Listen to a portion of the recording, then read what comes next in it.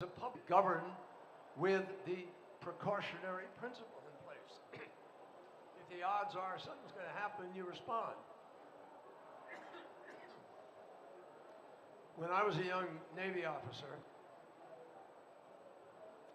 my first deployment was on a big ship, 500 feet, big frigate, guided missile cruiser. And it was a big deal as a young officer. You became what's called the officer of the deck, and you were responsible for the ship. You commanded a watch.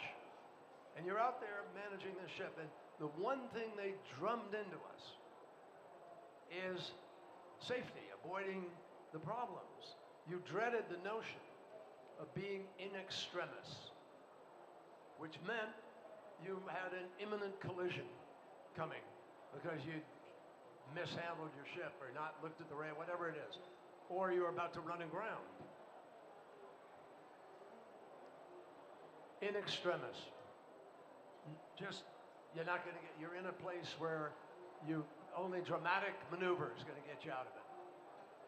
The planet is in extremis. Now we're talking about security. What are the odds that Putin and Ukraine will present us with a nuclear war? Well, I'd say to you, even though all the saber rattling's been going on, it's probably still in the single digits and probably low single digits. My friends, it's 100% certain that the bad things that we see happening are going to get worse.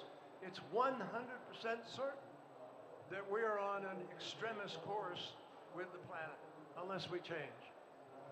Now, why are we not making that decision to change? Because very powerful vested interests stand in the way of common sense.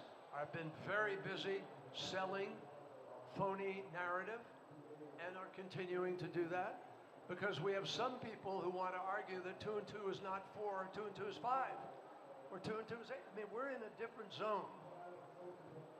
And we've lost some of the referees for truth. Think about that. In my country, we certainly have ideological judges who've been appointed not to make a real decision based on facts, but whatever politics call for, that's a killer. So we, all of us, have to fight to restore order to the notion that truth is supposed to govern our decisions. And if we don't do that, I'm not sure I know what to say to you. We do. But we have the ability to fight for that truth. We really do. And incredible things are happening. You should all feel not doomsday. You should feel incredible sense of possibility because we're pursuing technologies now, several of which could be absolute game changers. Fusion, long-term battery storage, green hydrogen, produced at $1 or less per kilogram. There are all kinds of things that are underway as we ingenious and motivated entrepreneurial people pursue rational ways of trying to solve this problem. And so all of us have a responsibility to empower the rational, to empower the truth, to help organize people who do, the vast majority of people on this planet, want to win this battle. And the vast majority of people now understand it is happening. We're no longer in a fight to gain enough ground that we have people who believe it's happening. We know it's happening. So if we can get a structure out of Sharm el-Sheikh where we up the ambition and we're demanding that nations that haven't stepped up to protect our security, that they will, we all have a common security here. This is not one country's threat, not a threat to China or India or whatever, and not to the United States or vice versa. This is a threat to everyone on the planet. And kids know it, I'm telling you. Kids are talking to their parents, and they're actively getting their parents to switch the car, buy an electric car, or turn down the crazy level of air conditioning and so forth. But that's not the way we ultimately totally win it. We win it by stopping emissions transitioning to the new energy economy, which will provide unbelievable number of jobs, better health, less people dying from the quality of the air, containment of pollution, and international security against war, because you got to go fight for your energy against another nation somewhere. So folks, this is a vastly, number one, two security issue for the world right now, notwithstanding what's happening in Ukraine and nuclear weapons and Kim Jong-un. I am much more worried about what Mother Nature may find herself doing to us rather than what Kim Jong-un's going to do. I genuinely am, and we've got to respond. The clock is indeed ticking, not just outside, but also here. So I'd like to leave time for questions. Please, if you can be so kind as to be very short, introduce yourself, give your affiliation. If you think it's relevant in your country, there's Stan Smith in the back with a question. Yeah, thank you very much. And Gregoire, thank you for the name check earlier on. I'm Dan Smith. I'm director of the Stockholm International Peace Research Institute. And it seems to me that one of the things that holds us back is that we think about choices which are essentially unreal. So in the past 15 or 20 years, the number of discussions I've had where people have wanted to say, well, is it mitigation or is it adaptation? And the answer is yes. The number of discussions I've had where people have wanted to say, well, Dan, are you talking about human security or are you talking about hard security? And my answer is yes. Right? This is both and. Today's human security problems are tomorrow's hard security problems and humanitarian disasters. The thing is, there's no hard security answers to the human security problems. It's a conflict prevention mode. So it's really just it's a comment as much as anything. Our slogan has got to be a little bit of both and. Both mitigation and adaptation, both human security and hard security, both thinking about the emergency we're in, and doing it for the long term. Thank you very much. Madam, yes, you. The mic is coming. Thank you very much. Thank you very much. I was very pleased to hear you mention Mother Nature there. I was just wondering what the panel's opinion was. We are focusing a lot on technological-driven solutions. What about nature? What about looking to nature restoration or biodiversity conservation to find some solutions to this problem? What do the panel think? We cannot get there. We do not get to net zero without nature-based solutions being part of the mix in a serious way. Congo Basin, Amazon, so forth, absolutely essential, as well as other nature-based, soil conservation, preservation, regenerative agriculture, all of these things. And all of these things will make our lives better. I mean, there isn't one choice we face on the course we're on that doesn't make things better. There's everything of the opposite on the course they with quotes around it, are on. Thank you very much. Yes, the gentleman here. Hi, my name is Stefan Nicolo. I run a fund called Full Cycle. We are investors in climate tech, climate infrastructure. I sit on the board of Project Drawdown. We're solutions focused. So I focus on climate solutions from the private sector's perspective. And what I notice is in conversations, the private sector is oftentimes waiting for the public sector to dictate via regulation or incentives what we should and could be doing. Ironically, in my conversations with public sector folks in government, in the US government, your colleagues, it's the public sector asking the private sector what the needs are. There's a misfiring and a disconnect between the two, and I'm wondering in this gathering especially, what we can do to bridge that gap, to create opportunities for more private sector action, for more capital to flow and more enduring pathways for that capital to get to work in places where it's needed the most. Is that to me? That is to you, yes.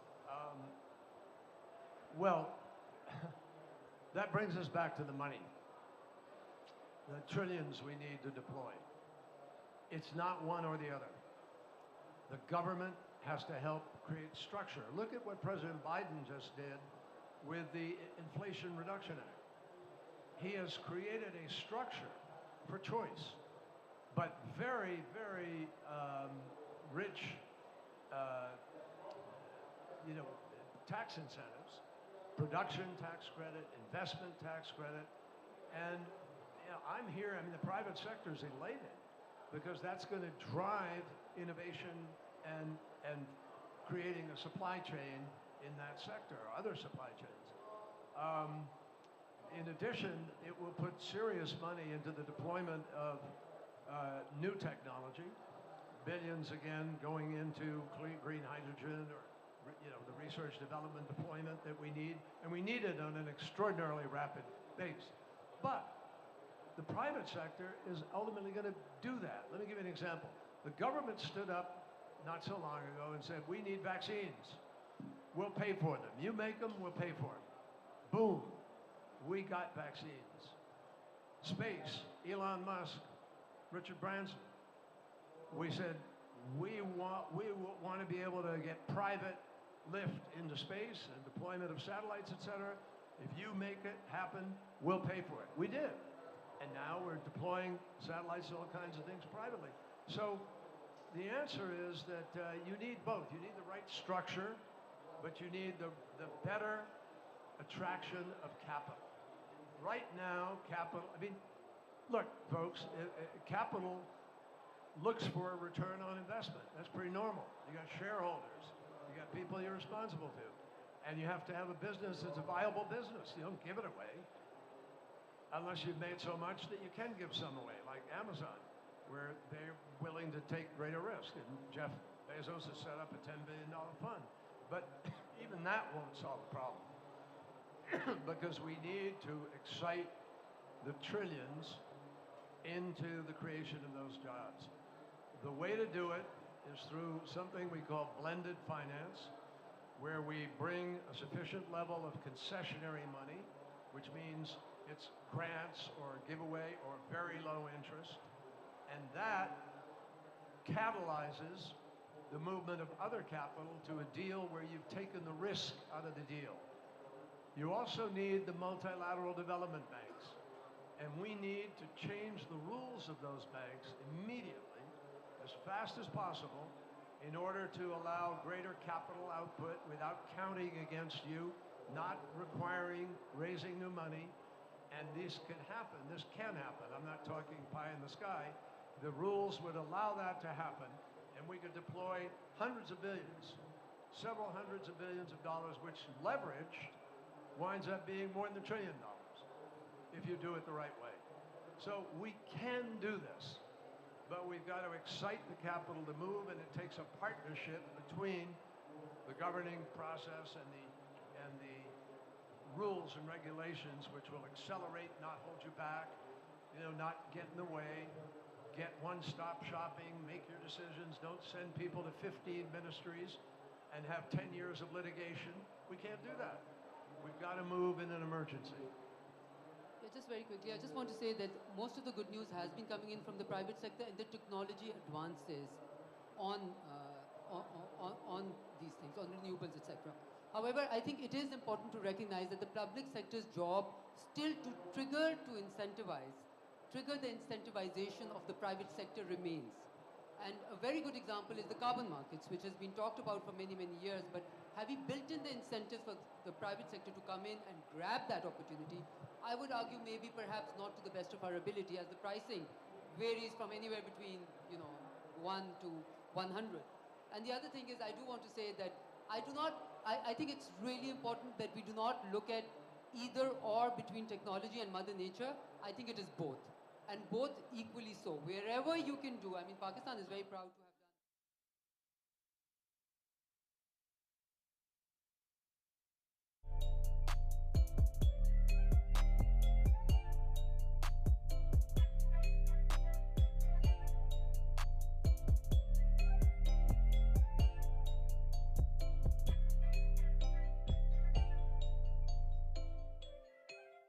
For many years, we thought that the oil, coal, and gas, the fossil fuel industry, the transport, the telco industry, that was the biggest cause of human suffering and greenhouse gas emissions.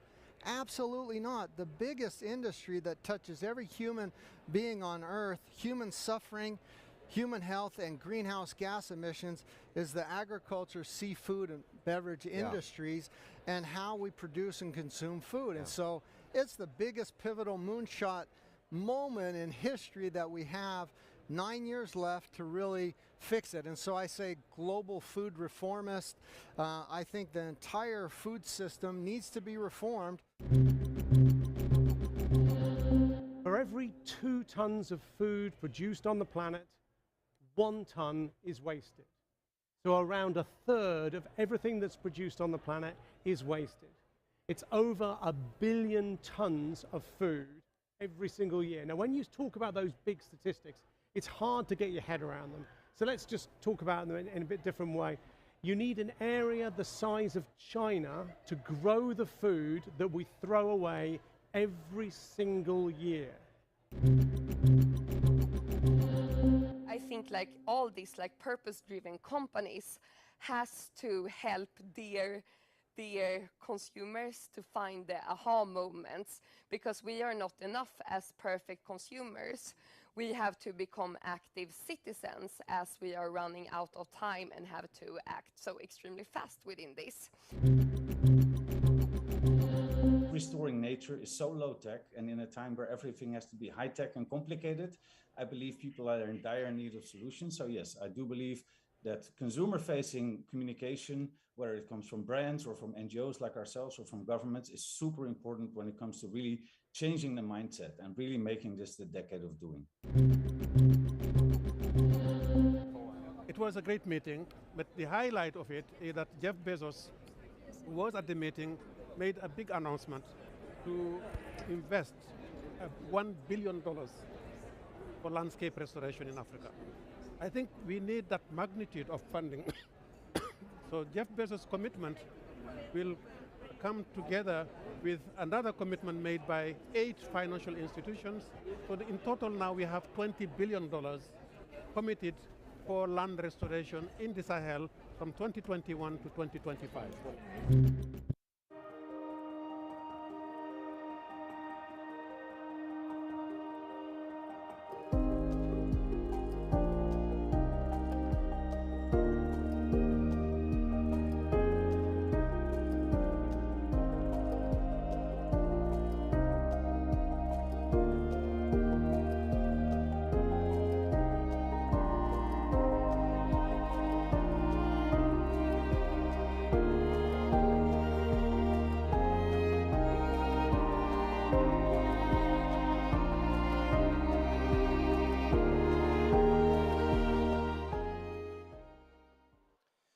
So welcome everybody to the second episode of a 3-part series on how the world can feed itself while dealing with multiple challenges, from climate change and the loss of precious plants and animal life to ensuring farmers and rural communities have sustainable lives and livelihoods.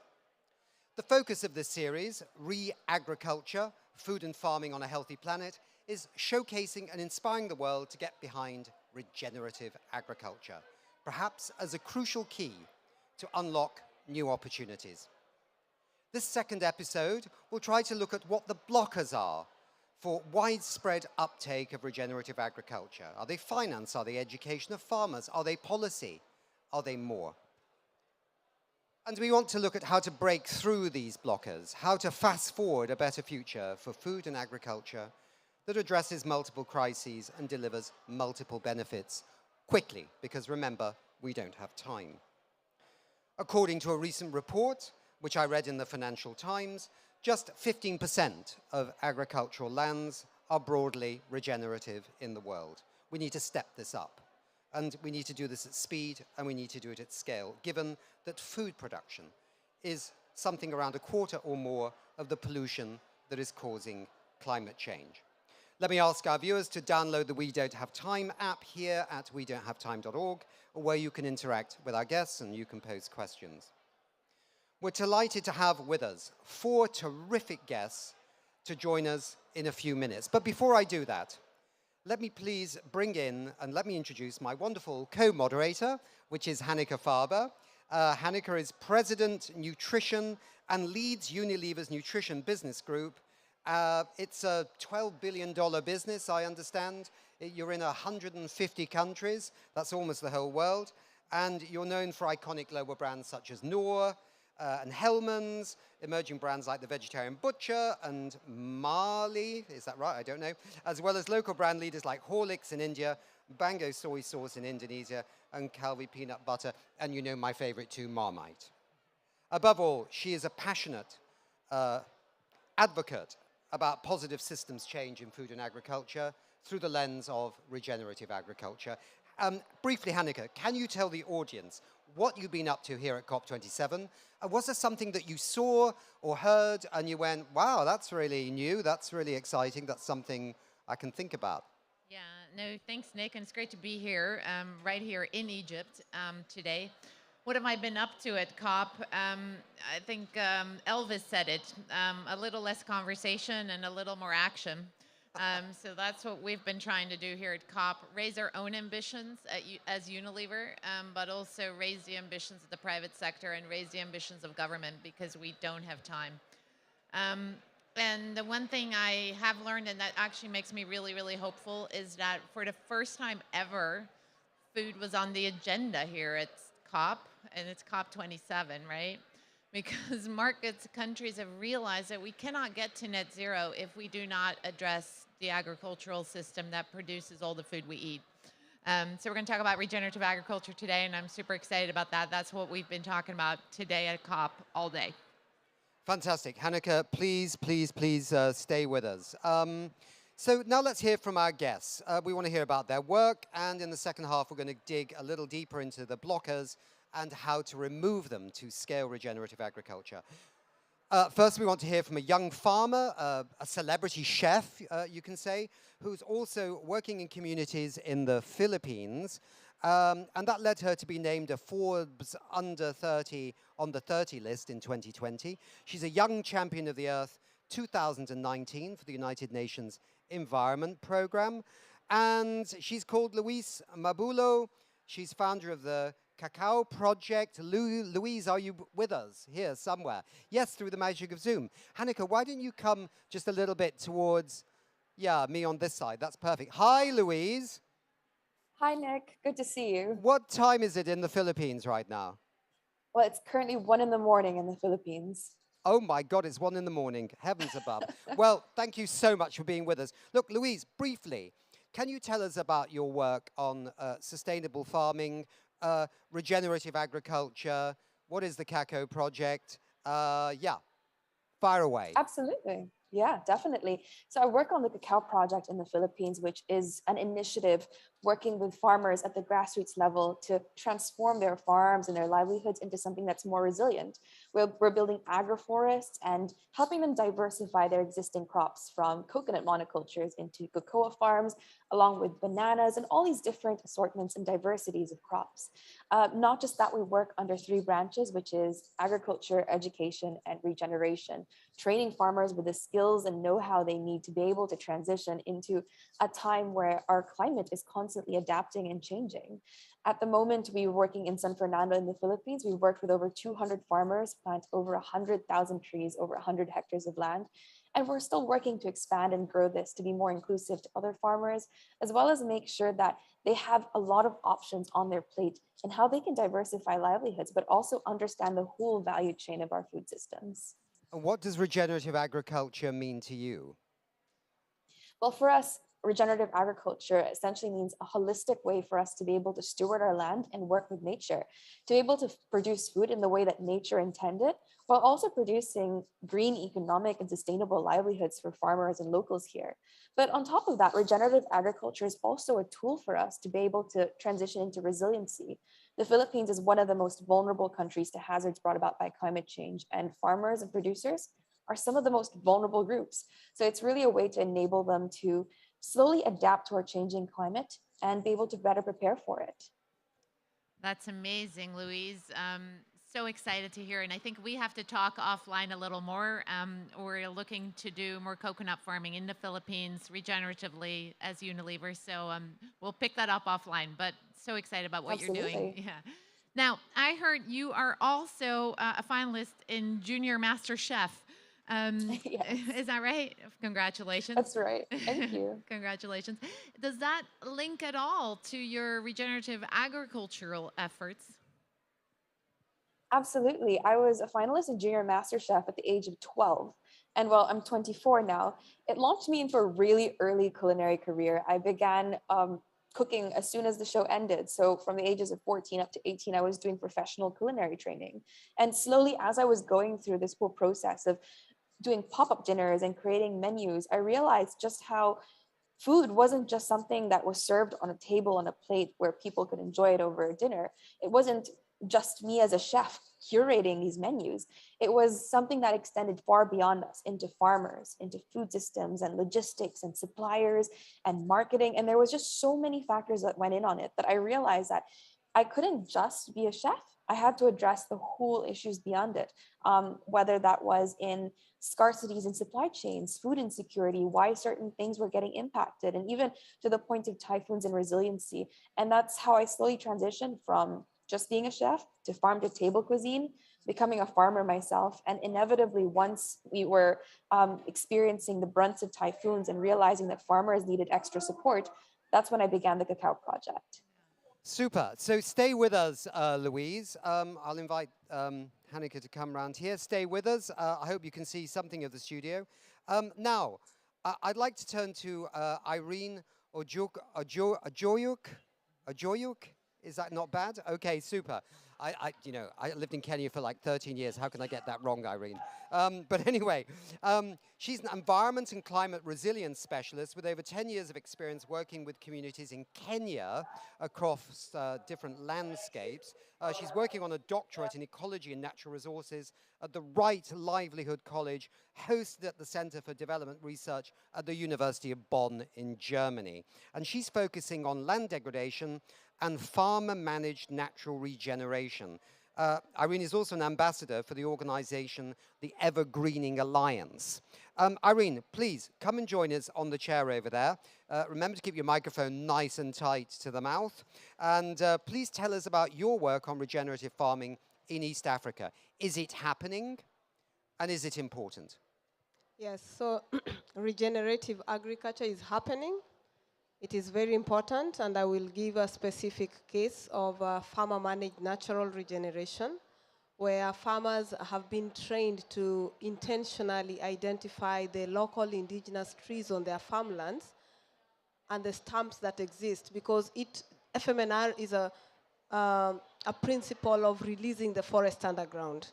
So while the conventional model of introducing trees on the landscape is becoming challenging in the drylands, FMNR, which is farmer-managed natural regeneration, provides an opportunity for farmers to increase tree cover within their farms. And this is very crucial because regenerative agriculture relies on the soil health.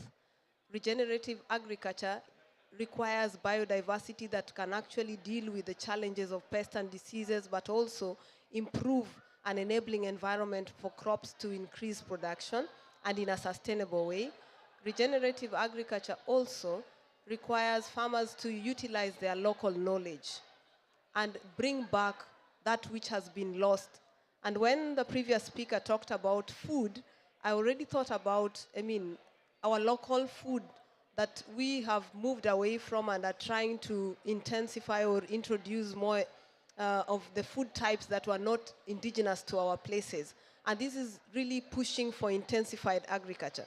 So when you apply concepts like FMNR, you allow farmers to utilize the natural resources that they have, especially the local trees, to build on their food security, because then they can have access to the wild fruits, they can have access to fodder, which is important for their livestock, so that when there is serious drought, they don't have to, exploit the pasture, but they can harvest fodder from the trees and give their livestock, and their milk production increases, and they're able actually to ensure that they do not further degrade, because when the soils are bad, when the pasture is less, they intensify and go further to, destroy the environment.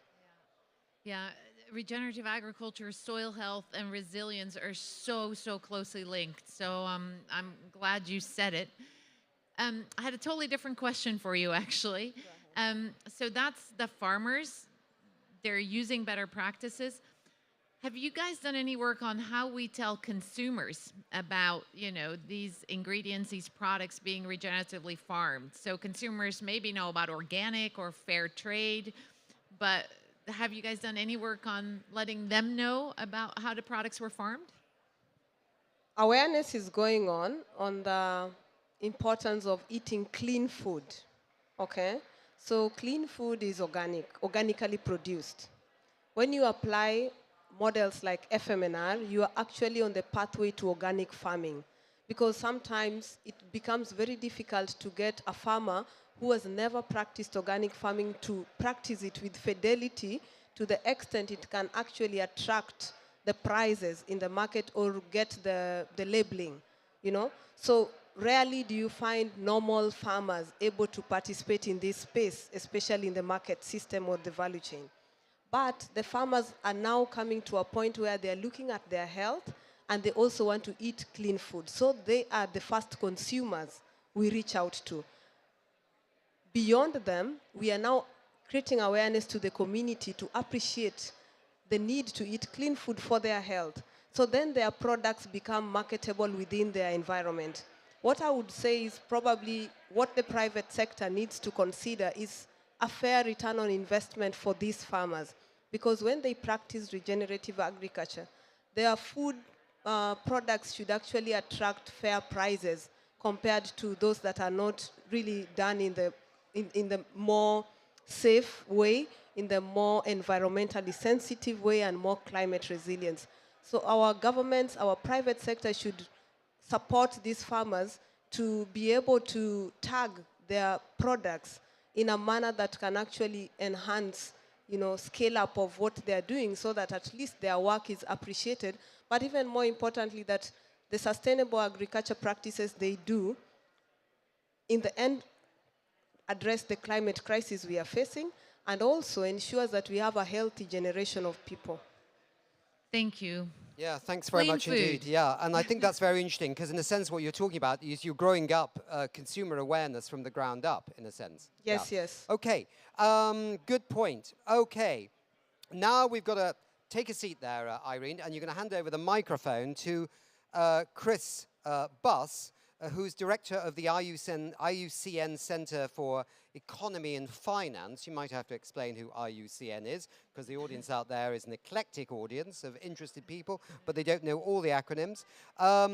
Chris, he's responsible for the overall program delivery of the economics, enterprise, and investment part of IUCN, which includes agriculture, with a portfolio of nearly, $500 million in direct program funding. He's also part of Regen 10, which was a new initiative launched at COP26 in Glasgow last year.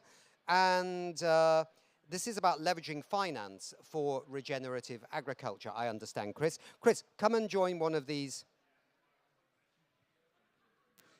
I think we're going to pass the tech team is talking to me. We're going to pass the microphone around, gentlemen. Thank you.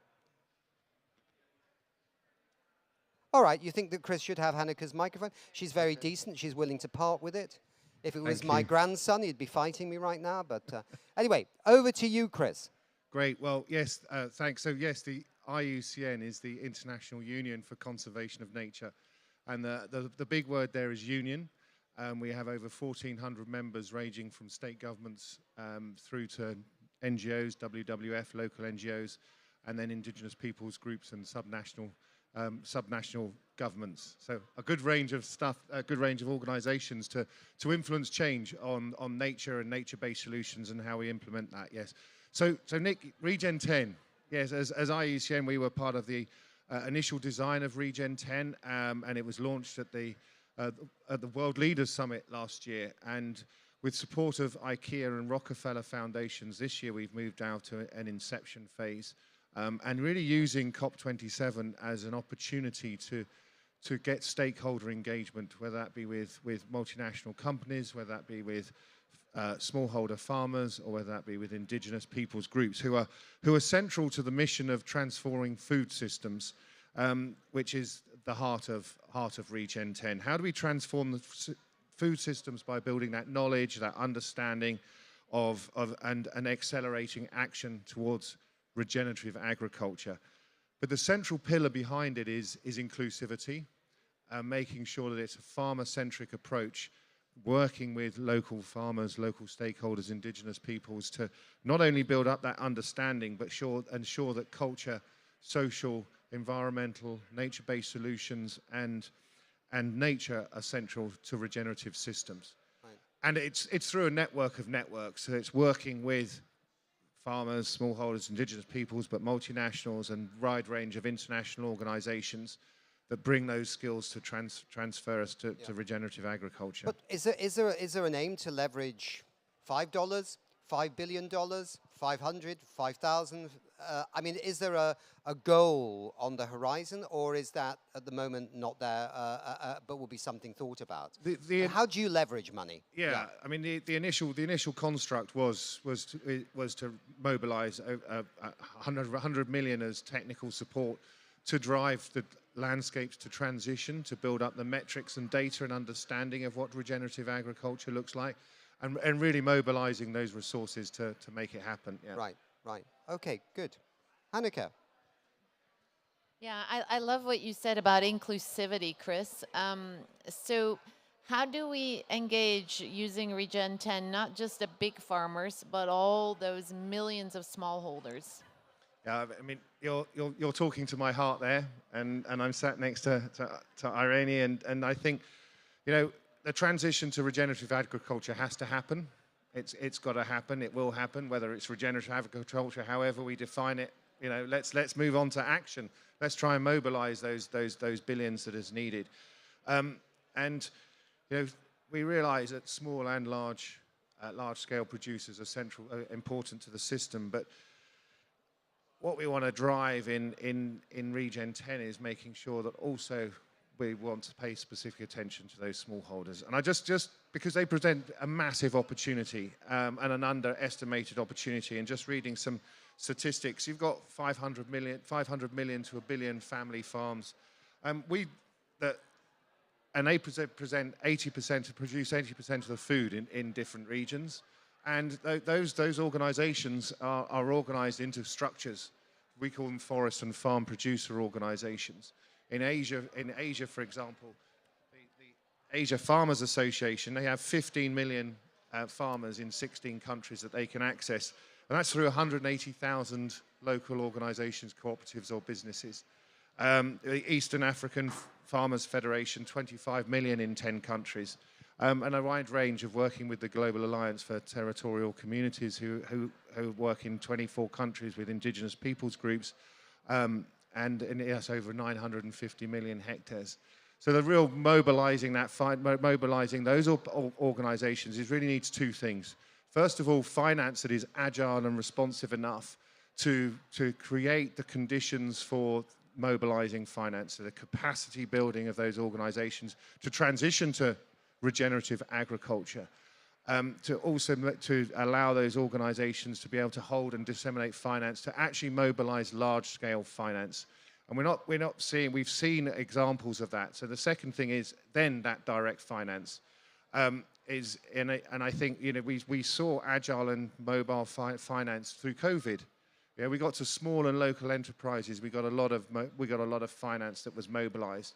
And we see examples of those, but I'm the next guest from Rabobank who would just laugh at the figures that I'm talking about of 80 million to indigenous peoples through the World Bank Forest Investment Program dedicated grant mechanism, which is mobilizing 80 million to local communities. And then also we had a great example from the Asia Farmers Association that they received 2 million. It's a small money, but they received 2 million and they passed that through to their members as COVID responses. And actually they mobilized it through direct loans, and they received 99% of that money back. And too often we hear it's a risky enterprise, and it shouldn't be. Exactly. No, Chris, we're going to dive a little bit deeper into that afterwards. You touched on that. That's good. Now we go to Max. Okay, Max. Max Berkelmans. He's a consultant with Rabobank Acorn. You might have to explain what the difference is between Rabobank and Acorn. It's probably one and the same, but there's a special arm, I think, to it. And Max is working in this project, and Max is not, it's not just a bank, is it, Rabobank? It's a long history of financing agricultural production. Tell us what Acorn is doing in this area of regenerative agriculture and how it fits into maybe into the bank itself, into the global operation and all its arms and legs, if that's possible, in a brief couple of minutes. Quite easy, really. No pressure there, Nick. Thank you. No pressure. And thanks for the introduction as well. So I want to zoom out a bit before I start my promotional talk about Acorn. Acorn is a department within Rabobank. And as you mentioned, Rabobank, we're a farmer cooperative bank. We have our roots in the food and agricultural sector, founded by farmers as well. So obviously, agriculture and working with farmers is very central to our mission of growing a better world together. And I'm glad you mentioned it, Chris, as well, is that I don't think anyone, and also ourselves, can really take that mission seriously if we don't consider smallholder farmers that are responsible for, well, I thought it was 70, but apparently it's 80% of the world food. So, and as Chris also mentioned, financing smallholder farmers traditionally has been considered as quite a risky investment. And to be frank, Rabobank is also not doing it by traditional financial means on a large scale yet. And to be able to also provide services to these smallholder farmers, we thought about Acorn and also the Rabo Carbon Bank. So Acorn is part of the Rabo Carbon Bank, and our aim is to connect smallholder farmers that make a transition to an agroforestry system, so basically planting trees on their land, to the international voluntary carbon market. Give you a brief example. I visited a project in Peru in June this year, whereby we work with Solidaridad, an NGO that already works with coffee farmers for quite some time to plant additional trees on their land. And these trees, for example, they can provide shades to the coffee crops. And to be honest, I didn't know how coffee was grown before I went to the project. It's weird for a drink that we consume every day. But the productivity of the coffee plants actually is way better on the long term if it's grown in a shade system rather than into direct sunlight.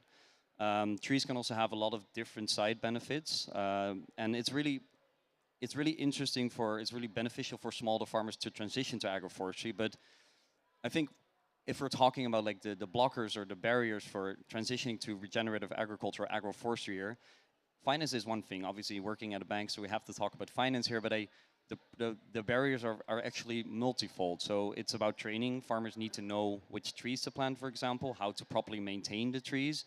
And if a farmer wants to invest in the transition, as Chris also mentioned,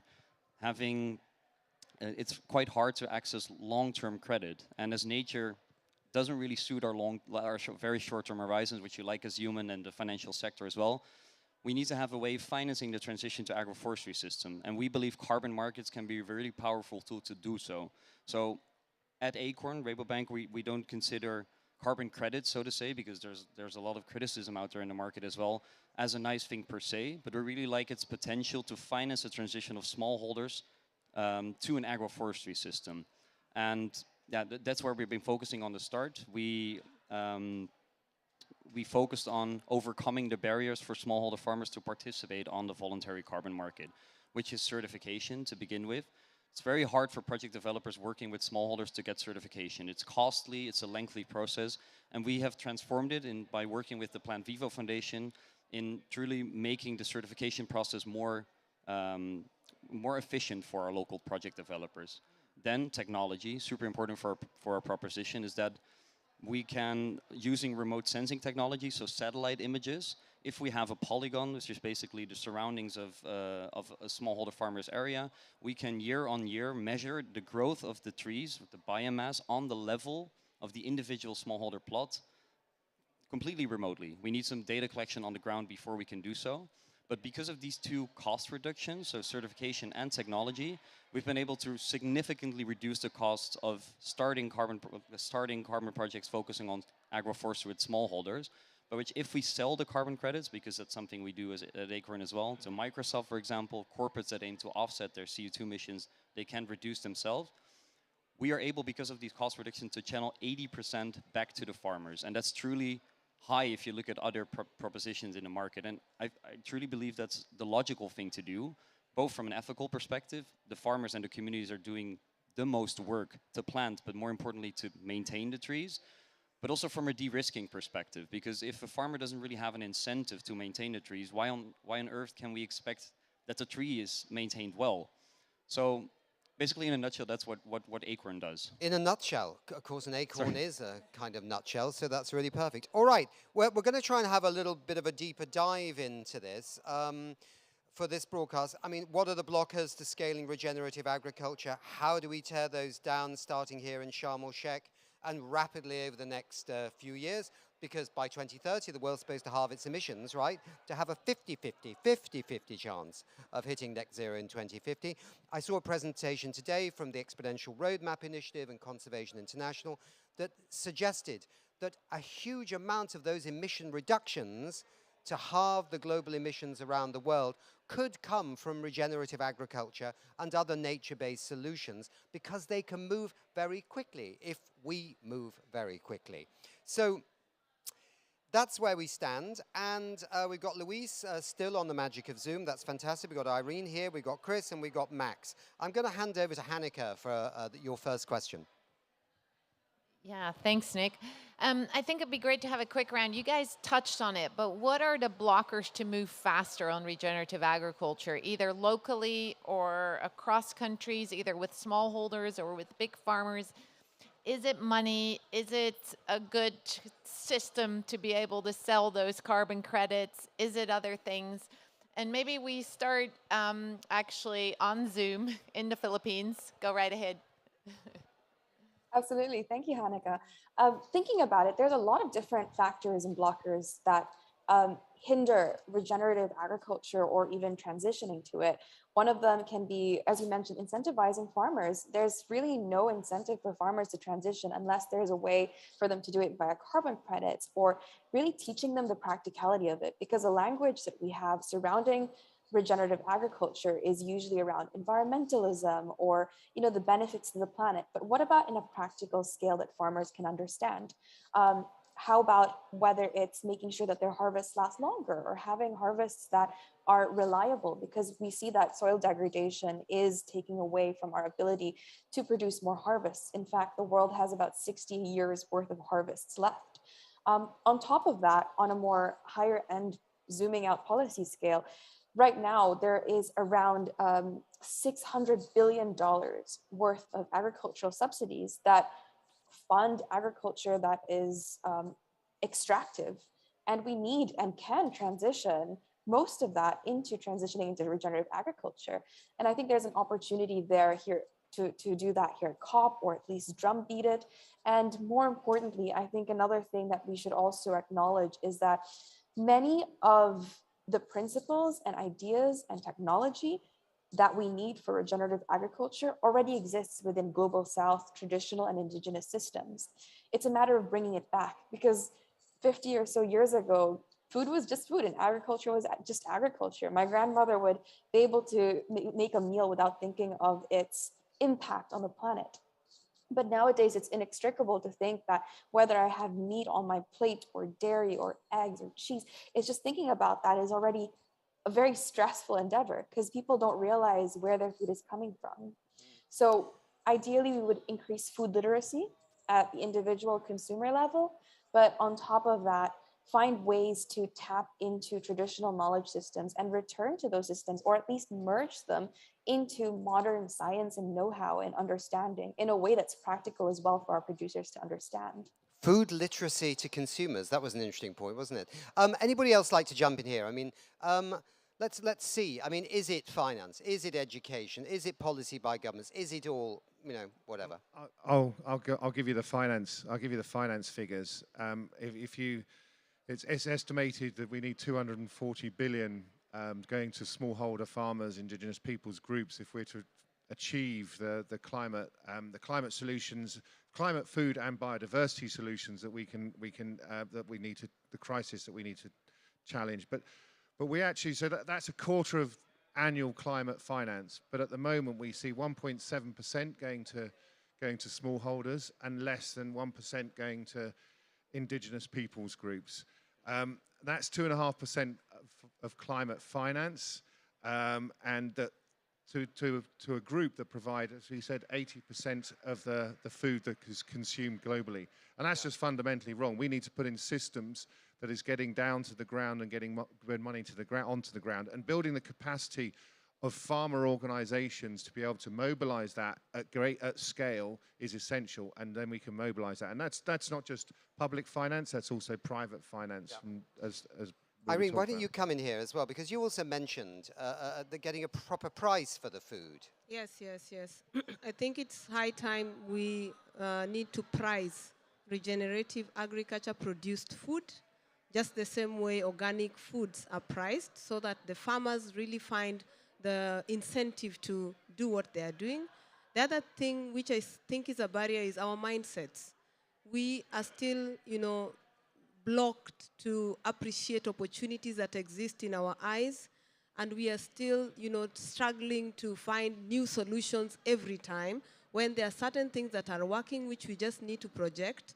Now, the Global Evergreening Alliance is working with about 1.5 million farmers to apply simple regenerative agriculture technique like FMNR. If we do not project some of these opportunities that are working so that people are able to appreciate and leverage on them, we will still imagine that it's so difficult and it's very challenging to start, and we get stuck there. I think also there's need for more simplified technologies empowered to farmers, because sometimes when it becomes very complex and complicated, they keep off. Max, do you want to just quickly bump in on that? Because how many farmers are you working with, by the way, now, Max? How many farmers, and how long has Acorn been going? We started in April 2020, and since then we were now working with more than 30,000 farmers, which have been onboarded onto our platform. And they're all small scale. Are there any medium scale? Well, depends on your definition of a smallholder farmer. We work with smallholders that have a maximum size of their land of a maximum of 10 hectares of cultivated land. We have other propositions in the bank as well that focus on the larger scale farmers, which is obviously also very important. But in our case, it's the smallholders because we think we can make most impact there in terms of the additional carbon income that can flow to the farmers and the other impact indicators as well. And to respond to your question, I think, well, in Holland, we say if you ask a question, you already imply you already answered them. Like all the blockers that you mentioned, they are important. But if I can highlight one that especially applies to smallholder farmers, that is, as it's so called, the last mile delivery. So who's going to interact with all of these numerous smallholder farmers in the world? Like in our case, we work with NGOs such as the Global Evergreening Alliance, Solidaridad, 1 Acre Fund, that already work with the smallholder farmers, because us as a bank, we're never going to be the partner that work with such big numbers of smallholder farmers directly. But we've been really able to leverage the work that they do in terms of having the trust of the smallholder farmers, providing training to the farmers in terms of how to plant the trees, how to maintain them. And I guess it's super important if we want to work with these smallholder farmers is really to put them on the center of the design. So really focus on how can we ensure that all of the barriers that prevent them from regenerative agriculture have been taken away. So collaboration there is really key. Yeah, I think the three of you are all saying the same thing. Farmers, smallholders organizing themselves in larger groups is really important to tap into the funding and to learn from each other. One of our examples at Unilever, probably our most successful Regen Ag program is in the US, in Iowa, soybean farming. We use a lot of soybeans in mayonnaise. And we have a great partner there called the Practical Farmers of Iowa, which is an organization that basically every soybean farmer in Iowa is a member of. And they learn from each other. Without them, there's no way we could have had the success that we've had in terms of yields, which are up, water pollution, which is 30% down, soil health, which is up, and emissions, which are down. So you need those farmer alliances, and I'm glad you guys brought it up. That's a very good point. So I think we have learned something there, absolutely. You knew it anyway, but I've just learned it, and hopefully the audience has now learned it. We need to build the capacity of farmers' organizations to have that scale that the money can get to and then get down to a lower level. I'm just going to, I don't want to, flog an old horse. I keep talking about finance, don't I? But I mean, Ivo Mulder, who's with the UN Environment Programme, I talked to him because they have a State of Nature report. They brought one out recently. They were going to bring one out just before COP27, but they've delayed it to bring it out just before the COP in Montreal. He said that the latest State of Nature Finance report will, in many ways, reflect that most of the money still at the moment into Regen Ag is actually coming from philanthropic sources and the carbon markets. And at the moment, it's still a bit trapped there. Now, their report will be looking backwards, of course, so it may have changed, etc. But Hanneke, I wanted to ask you this question, which is a tough question, really, because you're not just a moderator, you're also the president of nutrition, whatever, for Unilever. I mean, that's quite an important role. What is the finance role of a food company, a large food company like yours? No, we have an important role to play. We realize that. So to that point at Unilever, we created a €1 billion climate and nature fund, which will mostly and is mostly go into regenerative agriculture. Different ways. Crop insurance for farmers, financing the transition, because Irene said it well, it takes a number of years. You don't just flip a switch. And various other ways to fund farmers. So that's our own fund. We also just announced another fund with AXA and Tikehau, which is a blended fund, again, to finance regenerative agriculture practices.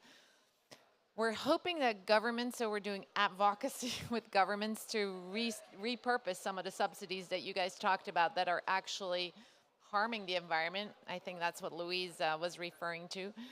And if you guys have other creative ideas on how we can do more, we'd love to hear them. So definitely a big role for the Unilevers, the Nestle's, the PepsiCos in the financing of Regen Ag, and especially in the transition. Because we're also convinced that once you transition and you have 3, 4, 5 harvests done, your yields are actually up and you're in a better place, and you may not need that financing going forward. I wanted just to come back on this issue of subsidies, because we know this world is full of subsidies of all shapes and kinds, and some of them, you can't be against some of them because they kickstart new ideas. Often, renewable energy was kickstarted in the beginning by subsidies, and now wind and solar are cheaper than coal and cheaper than actually other forms of fossil fuel energy in many parts of the world. So that's a really great story, although we can't wait as long as that, because it all started in the 1990s and it got to about 2020 before it really matured. But is subsidies on agriculture an issue here? Because this has been money, I know it's always been a standing issue between the North and the South with the European Union for many years, Irene, because you produce things in Africa, but the farmers in Europe have these subsidies, so it's hard to get your products in. But I was also interested, and maybe this is a crazy thing, but looking at that Financial Times article, it said that regenerative agriculture was growing in Latin America and North America, and now starting to grow a little bit in Africa, but not so much in Europe. And I wondered, is that because the subsidies in Europe are so massive that it works against any farmers thinking about doing anything different? Is there something in this, or am I just smoking something that I shouldn't be?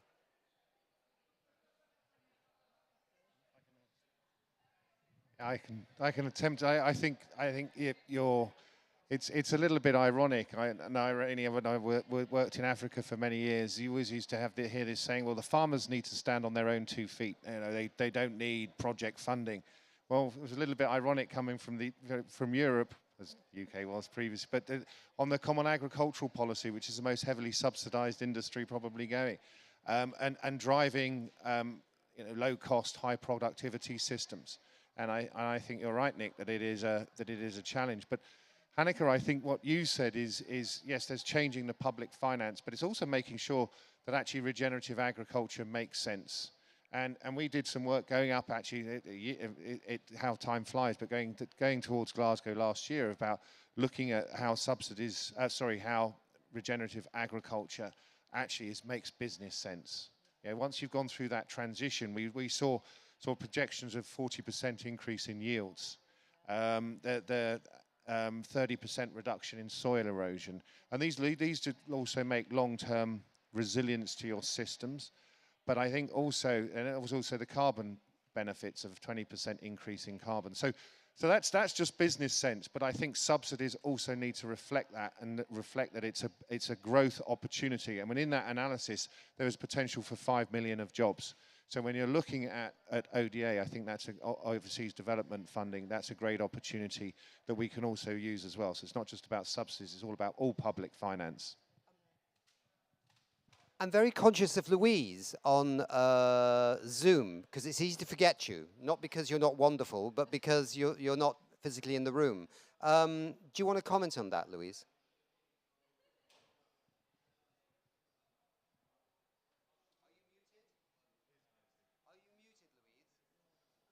Oh, there we go. I think I was on mute. I don't have the ability to unmute myself. But yes, I think that agricultural subsidies have had incredible benefits if you think about it. The Philippines is obviously one of the countries that have benefited very much from agriculture. And many farmers in the global south require these in order to recover, even from just typhoons or being able to stand and survive each harvest season, since we have the highest instances of storms. But there's also the consciousness of how these subsidies are being distributed and how it's being used in a practical way. So as the previous speaker mentioned, it's really important for us to actually look at the benefits of regenerative agriculture, show that to our governments and the policymakers who are in charge of distributing it, and showing that there are opportunities for regenerative agriculture to be practical for farmers. And think of it in a sense of how we can use these subsidies best in rural areas and local places, and educate more people about how to implement things in a practical way that's good for the environment. A lot of what we do at the Cacao Project is showing people that land stewardship is incredibly important, but also very closely tied with how our lives and our community systems work. These forests provide ecosystems of protection, windbreakers. They provide services, better air, and just better quality of life. And I think once you have those benefits stacked up against each other, the argument for investing more into sustainable agriculture and using these subsidies to transition is something that you just can't deny anymore. I would just like to mention one small thing, which is there is a pot of gold out there for climate action from perhaps one area where subsidies have for many years been going in the wrong direction, and that of course are fossil fuel subsidies, which are also, by the way, behind keeping artificial nitrogen fertilizers a little bit lower than they should be, because they come from fossil fuels. We don't have, they're the numbers, by the way, over there, which are based on the International Monetary Fund, which we started in COP26 last year, actually. And that's now where it stands. That's what governments have paid in terms of fossil fuel subsidies or damages from climate change, which are then subsidized in terms of trying to cope with those damages. And the number comes to 6 trillion, just over $6 trillion right now. And that's $11 million a minute. So when we talk about $1 billion here and $1 billion there, there is a pot of gold over here. I sound like an Irishman talking about the rainbow, don't I? And there's a pot of gold at the end with a leprechaun. But it actually is quite, they're real numbers. So we could maybe deploy some subsidies that are happening in the world more productively and also reduce climate change in the process. You can comment if you like, or you don't have to. I will just very quickly comment. And Nick, I think you raised a really interesting point, is because sometimes we say for regenerative agriculture, climate, we need new finance, but is it just not the channeling of better finance in a better direction? So I think your 6 trillion, I'm not sure if that, is that, did you say 6 trillion? Because it's right.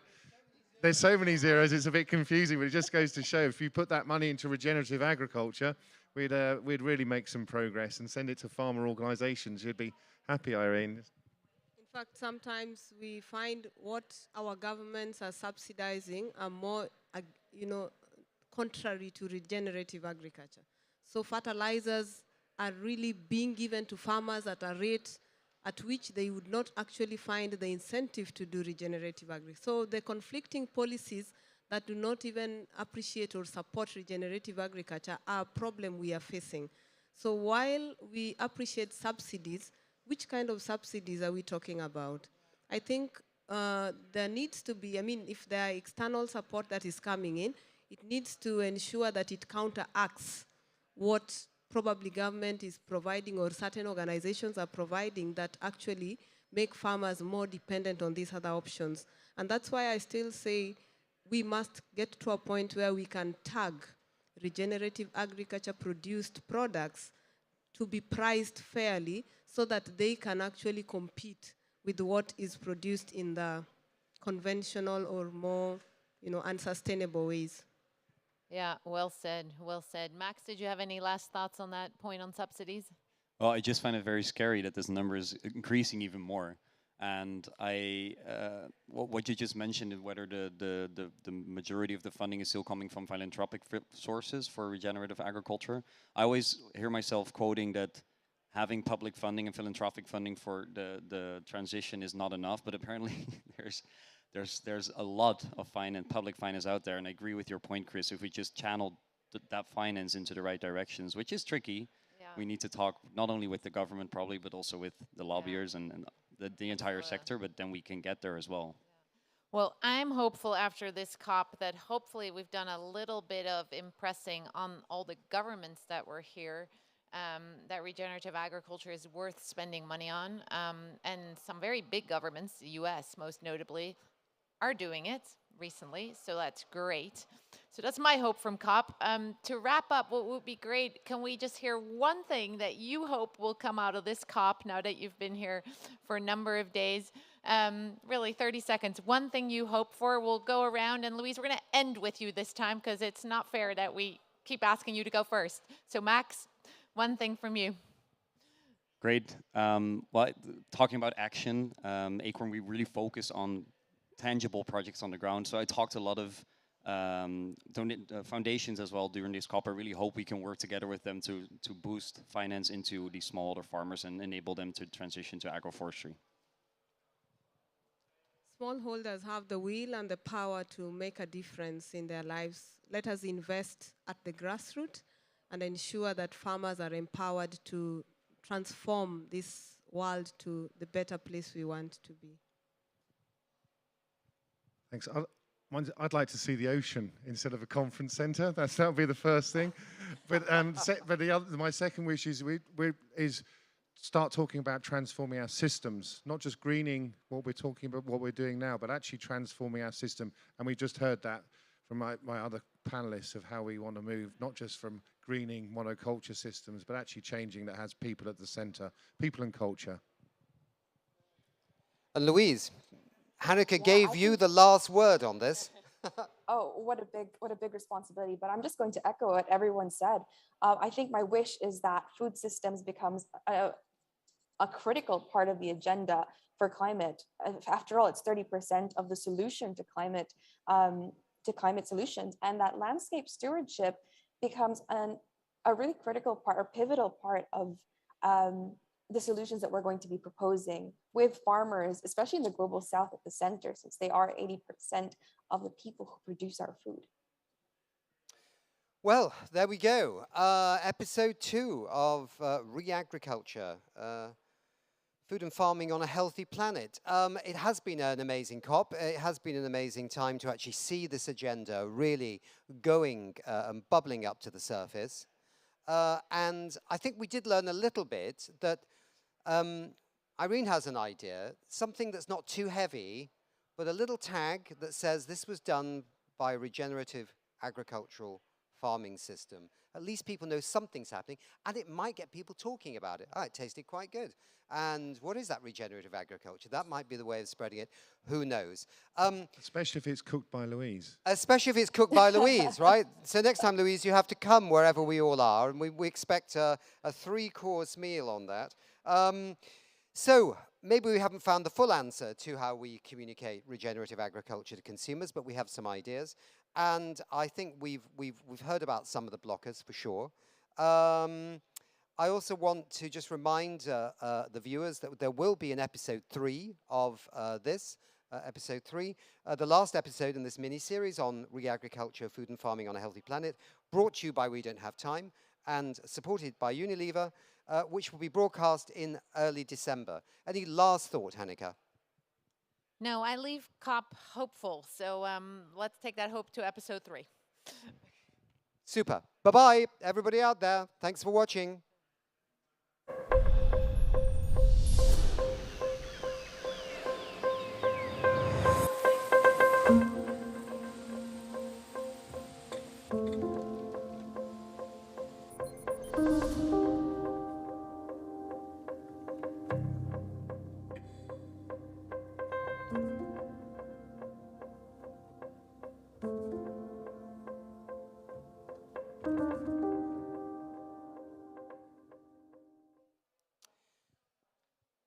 So we're going to leave the blue zone, the so-called diplomatic zone of COP27, where our studio is situated, and head out to another big COP27 area called the green zone. And it's quite fitting to be in the green zone because we will now learn about a very interesting way to increase reforestation by making it profitable not to cut down trees. But first, let's watch this video. I started NCX about 12 years ago out of research that I did to use satellite imagery and ground measurements to get really high-resolution information about forests. And I got into that because I love forest systems themselves and have since I was a kid. The story of NCX is a story of using information to help society make better decisions about the way that we work with forests. The idea was always to use that better information to underpin markets in things beyond timber. Things like forest carbon, wildlife habitat, water yield, and fire risk reduction.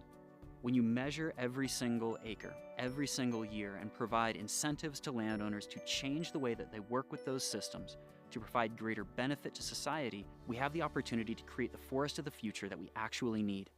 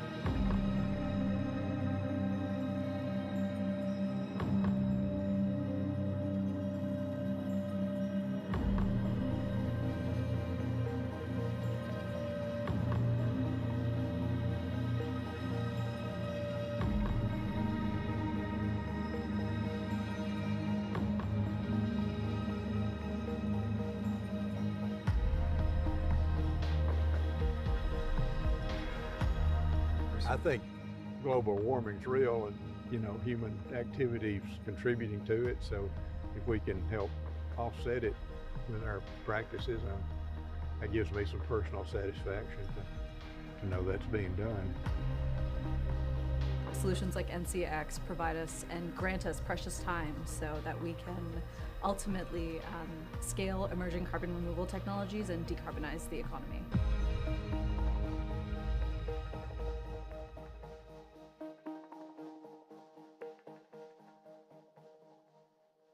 Thank you so much, Nick, for that introduction and for sharing that video. We are coming at you live now from the Green Zone, where I'm with the founder and CEO of NCX, Zach Parissa, and I'm also here with the head of science of NCX, Spencer Meyer. So first, over to you, Zach. Hello. Hey, Shata, great to be with you.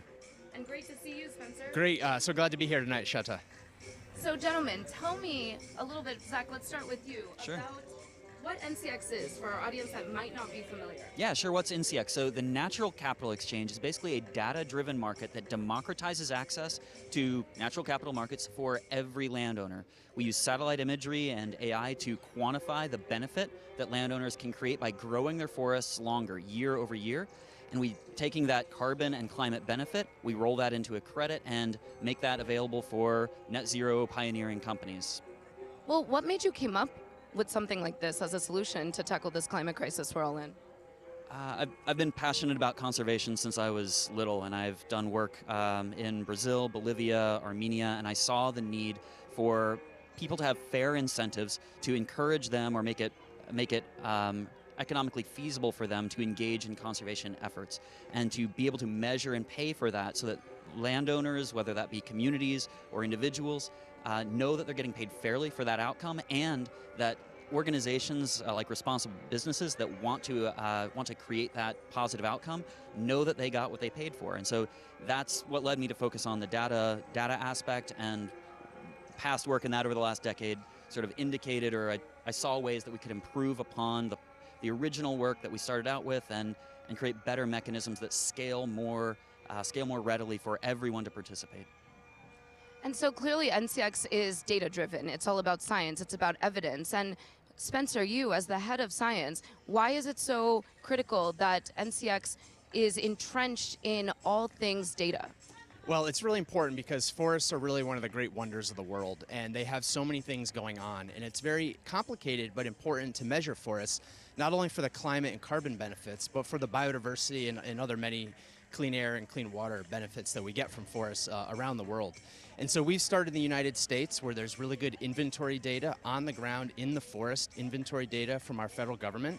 And we combine that and traditional forestry measurements with cutting-edge remote sensing and satellite information. And our engineering team has built a platform to combine these data. So we can measure forests, and we can measure change in forests across very large areas. That's going to allow us to scale up carbon opportunities for individual people and landowners and communities to all participate in this climate crisis. And what made you want to work in this space, just to get a little personal touch going here? Oh, that's a great question. So I've also been involved in forests, lived in forests, grew up in forests, and been very passionate about forests for a very long time. I'm a forester and landscape ecologist by training, and what I've realized over time is that the public is gaining so many benefits from our forests that landowners are just not compensated for. So if we really want to unlock these benefits and increase the carbon storage in our forests, we need to provide access to the carbon markets for forests. So coming from the nonprofit world and the academic world, what I realize is that working with the private sector on a highly scalable model is really the way to do that, to bring forests widely to the climate community. You know, some of the criticism that you hear about the offsets market is that, do we really need this? Why shouldn't we just ask companies to eliminate their emissions? So we absolutely have to begin, taking every opportunity that we can to bend the arc on climate change. We have to change everything in the economy as quickly as we possibly can, but we can't turn on a dime. We have to transition every tractor from diesel to electric or, running on a sustainable grid. And while we're making those critical transitions, while we're making all of those investments included in, to transition the economy, to create direct air capture like machines that can pump carbon back into the crust, forests are really the first best option that we have to actively remove carbon from the atmosphere and reduce emissions. And they're a way to actively engage with communities across the entire world to build resilience into both the ecological and social systems that are at greatest risk to climate change. And so when we talk about the importance of offsets, offsets are good because they're the ambulance ride to the hospital. They don't solve climate change. We're not going to forest our way out of climate change, but we absolutely need these critical pieces to allow that time, because we don't have time, to make that transition to the decarbonized economy of the future that we desperately need. No, absolutely. That was said very well, because we need to meet people where they are. The reality is we're in a climate crisis and we have to have all the tools in our toolkit. And so forests have a lot of potential, and for carbon storage, obviously, but they've also made a lot of headlines. Why are these headlines out there? Is it warranted, Spencer? Well, innovation, it can be a slow process at times, but it's important to keep going. So the first generation of carbon offsets and natural capital has really paved the way for all of us in the climate community. And we've learned a ton about how to measure forests. We've learned a ton about how to work with landowners. And now we're in a position as a climate community to do better, to improve all the time. So we think, precision measurements, even at large scales, is the way to improve upon a lot of the shortcomings that we've seen in the nature-based climate community so far. In fact, our very program at NCX has been designed to mitigate some of those risks we've seen in the market so far. Some of the long-term projections and modeling that carbon projects have had to do in the past, we believe bringing those into shorter time frames where we have better precision on estimates, for example, about what's going to happen in the future with forests is a really important way to increase trust and transparency in the carbon markets. And is that part of what would make these offsets more reliable if we were able to make the data more transparent? Is that going to be a positive, you think, for the offsets market? Absolutely. Transparency leads to trust, and it requires, we have to have trust, not only trust among landowners, knowing that they're getting paid fairly for the positive outcomes that they can create, not just for carbon, but for biodiversity, for water. And we have to have trust on the buyer end. And when I say buyer, I mean the public. I'm talking about businesses, I'm talking about governments. And so, yes, data and transparency of information about how those credits are created. Because remember, no one's taking physical delivery of this stuff. Microsoft isn't getting a dump truck load full of carbon dumped onto their porch or something like that. They have to rely on measurements. These positive outcomes are happening somewhere out in the woods. And so the better clarity we can provide with transparency of information and data, the more certainty we can have, and the more we can make confident investment that we must into the offsets to close the gap as we're making all of those shifts in the economy to decarbonize and achieve our ambitious goals. Well, I don't know if that's Air Force One, but we're live from the green zone when you hear that kind of vehicle taking off overhead. So I'm going to ask you, Spencer, to add to that. Are there any other evolutions in carbon markets that have made offsets more reliable? Oh, sure, absolutely. I think over time we're improving our ability to measure and store carbon on the ground. And that comes by looking at the difference between what would happen in a so-called business as usual scenario and what happens when you incentivize landowners to change their behavior over time. It's not enough to know how much our forests are storing at any one time. A lot of measurements so far have been focused on what is occurring now. But what we need to focus on is what can be different. How much more can we do in the future? After all, the forests that we is part of the status quo of where we are with our climate crisis. So we need to do even more in our forests. And that requires leading to behavior change. So we need to work with landowners, meet them where they are, and provide them the proper economic incentives to change what they're doing on the ground, as long as it fits within their other management objectives. So while we're doing that and getting precision measurements on forestry, we're also beginning to do deep R&D about biodiversity. Because we know as we're solving the climate crisis, we can't just optimize for carbon. If we only optimize for carbon, we're going to end up making some big mistakes. We're going to end up losing a lot more biodiversity that we have, and then we'll have other problems that we can't live with on this planet. So as we're learning how to measure forest carbon, we need to be doing a better job measuring other critical benefits like biodiversity and water quality. And at NCX, we're really excited to do that. And that's why we're called the Natural Capital Exchange, because we have a vision for doing this for the full suite of benefits that we all receive from the forests and other ecosystems around the world. So measuring all of this actually is so much more than just carbon, right? And the impacts are beyond forests. It's about entire ecosystems. So talk to me a little bit more about that, Zach. Like, what are you hoping to restore in addition to forests, potentially? Well, so everyone knows that forests are more valuable, more valuable than just what you can cut down and roll away. More valuable than just the timber, right? Just like Spencer was talking about, carbon, biodiversity, water, and also the social benefits that we receive from these places. And so by measuring and crediting benefits that communities can create and helping pay and incentivize for those benefits to build resilience into those systems, we can get the landscape of the future that we actually need. And so by changing our economy, by including all of those important aspects into the decisions that we make, that's the path to leaving this century in better shape than we found it. That's how we fix capitalism. That's how we start creating resilient communities, both, again, social and ecological. Okay, so this isn't just about restoring forests. We all love restoring forests, and we definitely want to overcome the climate crisis, but now we're talking about sustainable capitalism. I love it.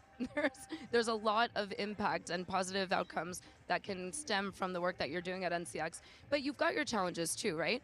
Why is working with nature so hard? Well, these systems are wildly complex. You know, sitting here in 2022, we don't know everything about how forests function. We don't know everything about how forests function, particularly in a social context where there's so much nuance to the decisions that are made and the outcomes that we get from that. We're going to consistently learn, and we'll know more in 2025 about how the economy and ecology confluence works. And so we have to have a learning mentality. We have to have a mentality of iterative improvement in the way that we work with these systems that we are part of. And so it is challenging simultaneously because it's complicated, and it's challenging also because the benefits that we all need and that we can sit in our home and know that we want elsewhere, we don't know if it's happened without clarity and certainty on measurements. Again, you're not taking physical delivery. You can know you like a cup of coffee because you drink it. You take delivery of that. But with these other things like natural capital that occur elsewhere, we have to get good measurements and clarity and trust that we can have among buyers and among sellers. And once we have that connected to the products and services that we consume, then we can start building the better world that we actually need. And Spencer, would you agree with that? Oh, absolutely. I think it's all about the economic incentives and drivers. If you think about the great renewable energy boom, how did the government help us transition to LED light bulbs? And how did they help us transition little by little to solar? They provided little economic nudges to make it easier for people to make the decision to choose the decision that was better for the planet. That's what we're doing on the forest. We're helping landowners nudge into making slightly different decisions than they would have otherwise. A slight change in how they manage their forests, whether it's delay a harvest or increasingly over time, it'll be things like changing how they manage their forest habitat to increase biodiversity for certain kinds of species in different places. So we're talking about working within the economic system that we all live in our daily lives, the pressures that we all face, whether we're landowners or scientists or business people, and using that to change the physical system around us, using that to change the climate crisis that we're in. And like Zach said earlier, we're really focused on action today. Just as we don't have time's name implies, we do not have that time. We cannot wait for all the perfect solutions down the road. So it's critical to work with the solutions that we do have today. And one of the themes that you've both been raising now is trust, right? And so clearly this is what is going to make or break the success of these offsets. And how can purchasers know then that their carbon credits are actually good? Yeah. So for purchasers, as they're working within this community, to engage actively in the conversation about what constitutes quality and to expect developers like NCX to demonstrate to them through transparent information the efficacy of the work being done. And as we start to all work together and get clarity on what quality looks like, and begin sort of engaging actively in that conversation, you're going to have a distillation of what is trustworthy and what we can invest in together. As a behavioral scientist, I love this. This is all music to my ears because it's not necessarily intuitive to think the role of trust would be that much of a game changer in the outcomes of success for a business. But you get it and you're applying it. And I'm curious if Spencer also, as the head of science, is this social science something that registers on your radar? Absolutely, it does. I often think if I weren't an ecologist or forester, I would have been a behavioral economist. This stuff really fascinates me. I think if we want solutions at scale, we need to work with the people who have the opportunity to contribute to this. And the way to do that, we know, is to incentivize them to change things. And so this idea of giving nudges, as I said before, I think is super important. So while I don't consider myself a social scientist, I really get really excited about how this is changing people's minds. The number of landowners that have come to us that have been really excited to participate in these programs has just been a game changer compared to the number of landowners, typically larger landowners, that have been able to access the carbon markets in the past. And you think about around the world, who owns a lot of the assets, the farms and the forests around the world. It is smallholders, whether that's in the United States or in developing countries. And what we want to be able to do is allow them to participate, not just from helping on the solution, but we want them to benefit from the revenue side of this as well. So it's important to us to make sure that the landowners who are producing these benefits are getting a significant portion of the revenue from these carbon offsets.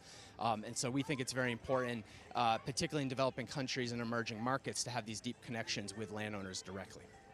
That's incredible, and thank you for doing the work you're doing and bringing the message here to COP27 in Sharm el-Sheikh in Egypt, in the Green Zone, where we're coming at you live.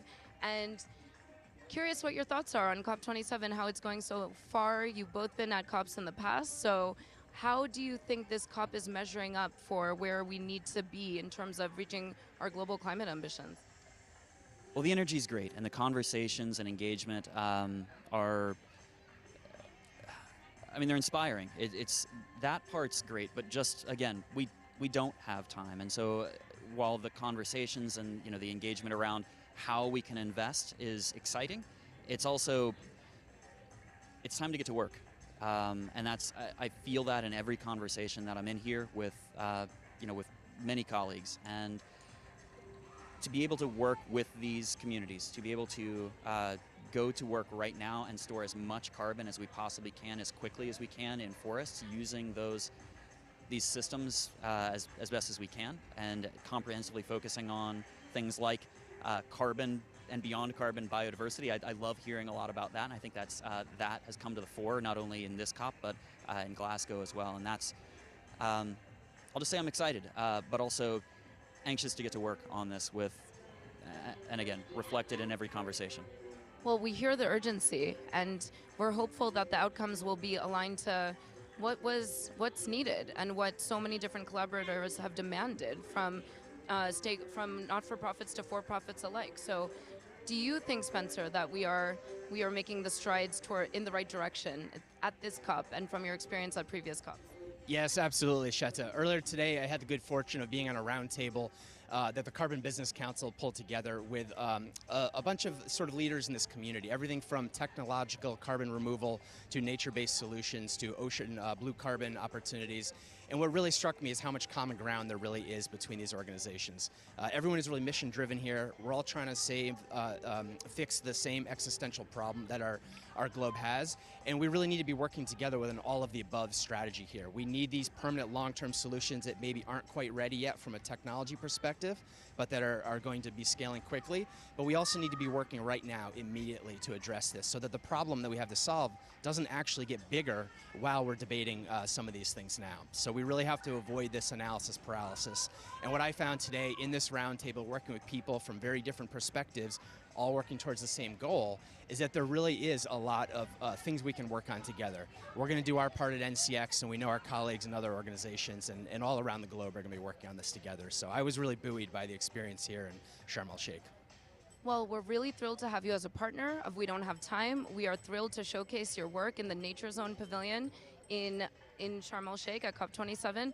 Final question for you, gentlemen, is will we actually veer off this course that we're on to currently to 2.8 degrees warming if we continue business as usual? Can we actually meet the goals we put forward in Paris?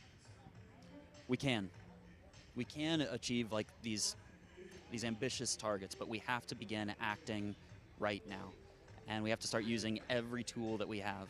And for us, like Spencer so correctly stated, working with forests is the big lever, the first best option that we have, and the thing that we're going to be dedicated to making sure is moving us towards that envelope of 1.5 and reduce damage and loss to the society that we serve.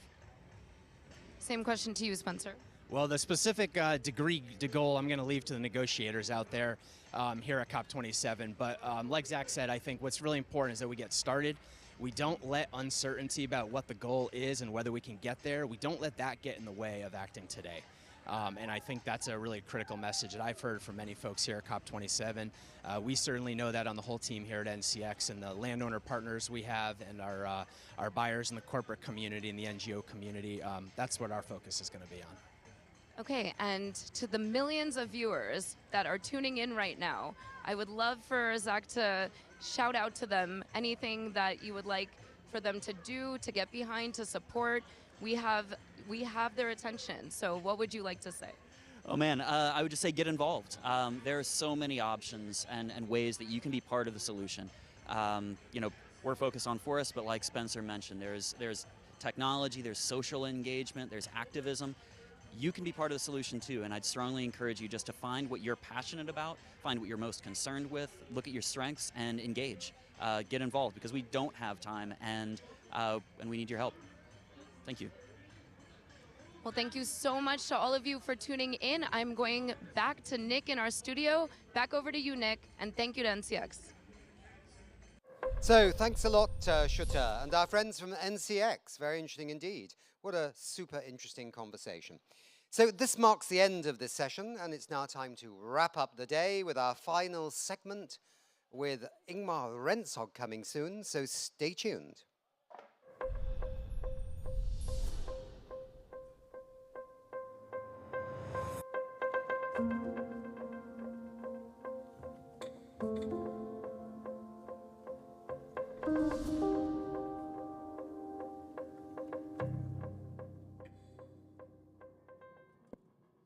Welcome to this first week's final session of today's wrap-up and culture. And I'm going to start today by announcing the winners or the finalists to the Climate Dragons Den, where we had a lot of climate solutions pitching during the week. And the winner will be announced on later next week, where we have those fantastic pitches compete together with the pitches we had from Stockholm Plus 50 conference earlier this year. And the ones that has been nominated both for the jury here and the people's voice in the We Don't Have Time app is H2AIM, a company that converts fossil fuel boat engines to instead run on hydrogen fuels. And that's certainly a needed solution. And we also have NJ System that has a solution that can reduce the energy use in restaurants with 90% by reusing heat and convert it back to energy. I want to congratulate both those lucky winners, and I hope them good luck next week when we have the final. We Don't Have Time is all about solution, like many of the entrepreneurs pitching their ideas to us. But to get where we want to be, we also need artists and culture to help us visualize a future that still is within our reach. It's therefore my pleasure to actually invite my colleague Marcus Lutterman up on stage. And the reason why he is now standing in front of the cameras instead of writing the manuscript, what I'm actually trying to read here, is that he's an author himself and has written 11 books. And we're now going to interview a famous author. So it's very good to have an author interview an author. Right, Marcus? Yes. Thanks, Ingmar. Yes, we are going to end this day on a somewhat different note, focusing on an American writer who is using a very visionary and well-resourced approach to how humanity might actually tackle climate change in the near future. And with me from our hub in Stockholm is now David Olsson, COO of We Don't Have Time, who will tell us more about what is about to happen. Over to you, David. Thank you, Marcus, and thank you, Ingmar. So, King Stanley Robinson is an American writer of science fiction.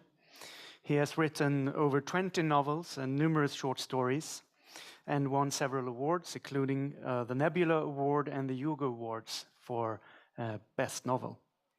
And Kim Stanley Robinson's work engages political and ecological themes. His visions are based in science, and they are realistic pathways often toward a just and sustainable society. The Ministry for the Future, written by Kim Stanley Robinson, came out 2 years ago, and it describes a very near future, just a couple of years from now, in which a giant heat wave strikes large parts of India, causing tens of millions of people to die.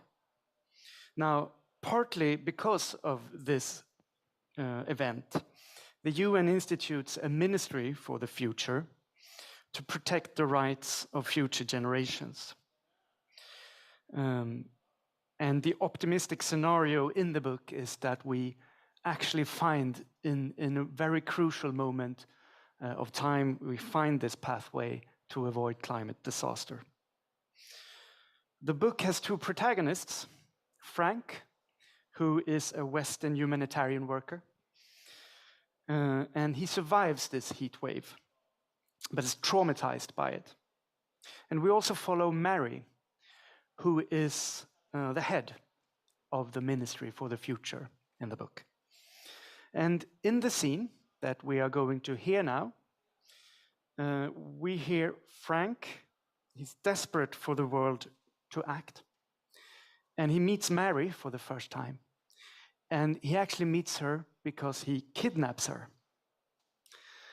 And with me to read this scene is Steph Molin, an actress who this year will graduate from Stockholm University of the Arts.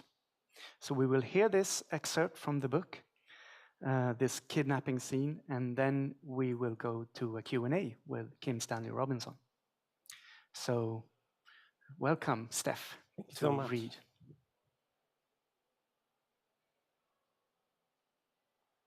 To do this thing, whatever it was, he had to be deranged. Something has driven him to this. What do you want? She said. I want to talk to you. Why do it this way? His lip curled. I want you to listen to me. I listen to people all the time. He shook his head decisively, back and forth. Not people like me. What do you mean? Why not? I'm nobody, he said. I'm dead. I've been killed. She felt a chill. Finally, not knowing if he was smart, she said, how so? He didn't appear to hear her. Now I'm supposed to have come back, but I didn't really. I'm dead. You are here. You are the head of the big UN agency. You have important meetings all over the world, every hour of every day. You don't have time for a dead man. How do you mean? She asked again, trying to not become more alarmed than she already was. How did you die? It was in the heat wave. He stared at her teacup. She picked it up and sipped from it. His eyes stayed locked on the table. His face was flushing right before her eyes. The skin of his cheeks and forehead blushed. From a blanched white to a vivid red, beds of sweat popped out on his forehead and the backs of his hands, tense there on the table before him. Mary swallowed, and she saw all this. I'm sorry, she said. That must have been bad. He nodded. Abruptly he stood. He wandered around her little kitchen, back to her. Out of the window, the night was black. The lights on the rise of the Surreyberg glowing all fuzzy in the night's mirror. He was breathing hard. She listened to his deep, rapid breathing. Could be he was charging himself up to do something to her. After a while, he sat across from her again. Yeah, it was bad, he said. Everyone died. I died. Then they brought me back. Are you all right now? She asked. No, he cried out angrily. I'm not all right. I mean physically. No, not physically, not any way. He shook his head as if was shaking away certain thoughts. I'm sorry, she said again. She sipped after her tea. She sipped her tea. So, you want to talk to me about that, I assume? He shook his head. Not that. That was just the start. That was what made me want to talk to you. Maybe, but I want to say isn't about that. What I want to tell you is this. And he looked her in the eye. It's going to happen again. She swallowed. Why do you think so? Because nothing's changed, he exclaimed. Why do you ask me that? He stood up again. Now his flushed face turned an even darker red. His brows were blushed against together. He leaned over her and said in a low, choked voice, "Why do you pretend not to know?" She took a breath. "I don't pretend, I really don't know. That's why I'm doing this," he said, voice low and furious. "You do know. You only pretend not to know. You all pretend. You are the head of the United Nations Ministry for the Future. And yet you pretend not to know what the future is bringing down on us. No one can know that," she said, meeting his eye. "And I have to say, the ministry is organized under Paris Agreement. The UN isn't directly involved. You are the ministry of the future." "I lead it, yes." He looked at her silently for a long time. At some point, in this inspection, still looking at her, he sat back across from her. He leaned over the table toward her. "So," he said, "what do you and your ministry know about the future then?" We can only model scenarios," she said. "We track what happened and graph trajectories in things we can measure. And then we postulate what the things we can measure will either stay the same or grow or shrink. Things like temperatures or birth rates or like that. Yeah." But she troubled. This possibility that he was bringing up to her now was exactly what kept her awake at night, night after night. Scenarios with good results in which they managed to avoid more incidents of mass deaths were in fact extremely rare. People would have to do things they were not doing. His presence in her kitchen was all too much like one of her insomniac whirlpools of thought, as if she had stumbled into one of her nightmares while still awake, so that she couldn't get out of it. He cried, reading this of her face. She grimaced, trying to erase the look. "Come on," he said. You know the future." It sounded like he might hurt his voice. He was so intent to speak without shouting. He coughed, shook his head. And yet you are not doing anything about it, even with your job." "We are doing what we can," she said. "No, you are not. You are not doing everything you can. And what you are doing isn't going to be enough." He leaned toward her again and captured her gaze. His eyes, bloodshot and bugging out, pale, tortured blue eyes scarcely held in by his sweating red face, transfixing her. "Admit it," he exclaimed, still strangling his voice to less than a shout. She sighed. She tried to think what to say to him. The look in his eyes scared her. Maybe he was thinking that if he killed her right now, someone more effective would replace her. It looked like that was what he was thinking.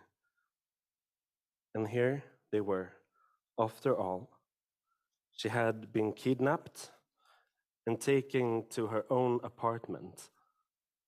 When this happened to women, they often died. Finally, she shrugged, heart racing. We are trying. For a long time, they sat there looking at each other's. She got the impression he was letting her ponder the statement for a while, letting her stew in the juices of her own fertility. Finally, he said, but isn't it working? You were trying, but isn't enough. You are failing. You and your organization are failing in your appointed task. And so millions will die. You are letting them down. Every day, you let them down. You set them up for death. She sighed. We are doing all we can with what we got. No, you're not. Thank you so much. Thank you. Thank you so much for that reading.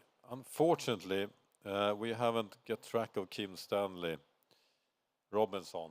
We're trying to get connection working, but hopefully it will be a little bit later. So instead, I would like to move on in the show and ask you to stay here, Marcus, and invite our youth activists from Kenya, Anita Soina and Jeffrey Mboya. Welcome again.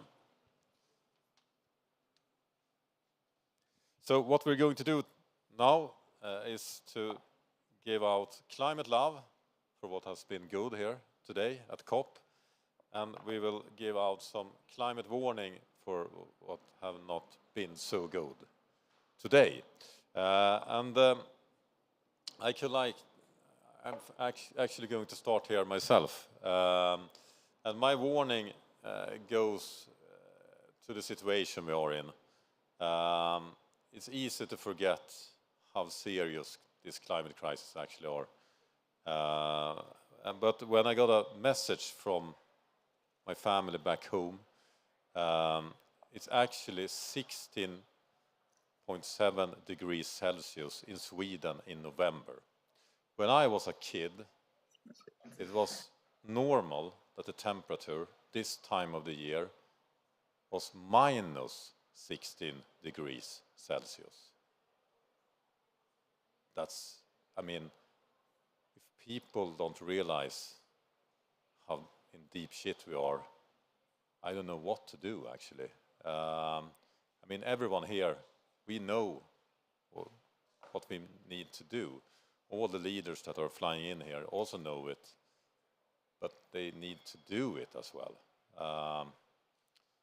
So that is my warning. We need really to get people understand that we still can fix this.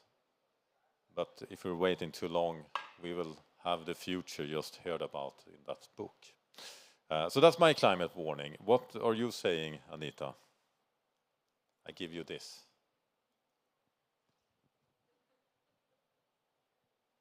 For me, my climate warning is to governments that have continued to ignore the millions of people who are dying of hunger.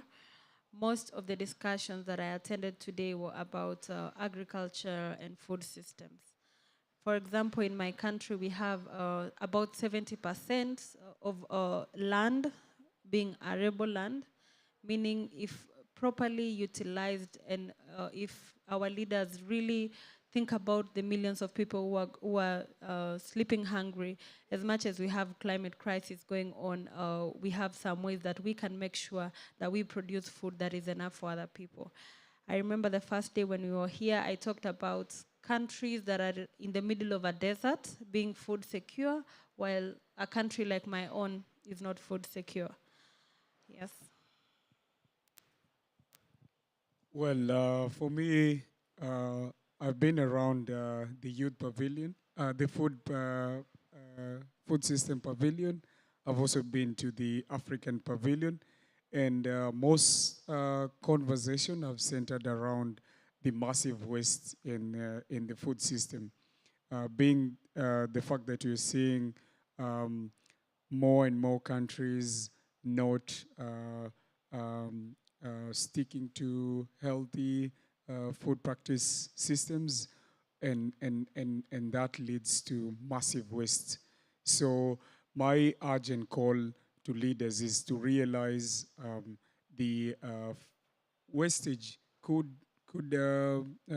be restructured into having more um, uh, healthier practices that limit and reduce wastage.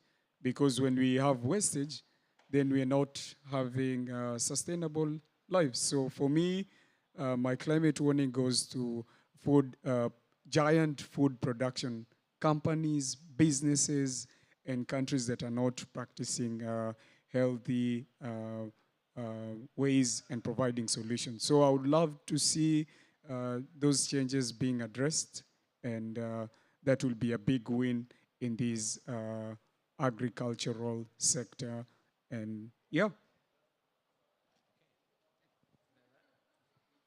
I would like to give a big climate warning to the organized oil lobbying that is taking place. There are companies spending a lot of money with the sole intent to damage the negotiations going on here at COP27 and to try to make sure that the final document is not as good as it could have been. So that's a huge climate warning from me. But they are not done yet. Because my climate love goes to the other lobbying, and it's easy to forget when you read the negative news that you have a lot of fossil fuel lobbyists here that are actually paying. I read somewhere that big oil companies are paying African countries a lot of money to get in their delegation to access this meeting. It's a bribe. I mean, they should pay for the damage they cause not to get in a climate meeting. But my climate love goes to all those businesses that is many more than those oil lobbyists that are actually doing lobbying in the other direction.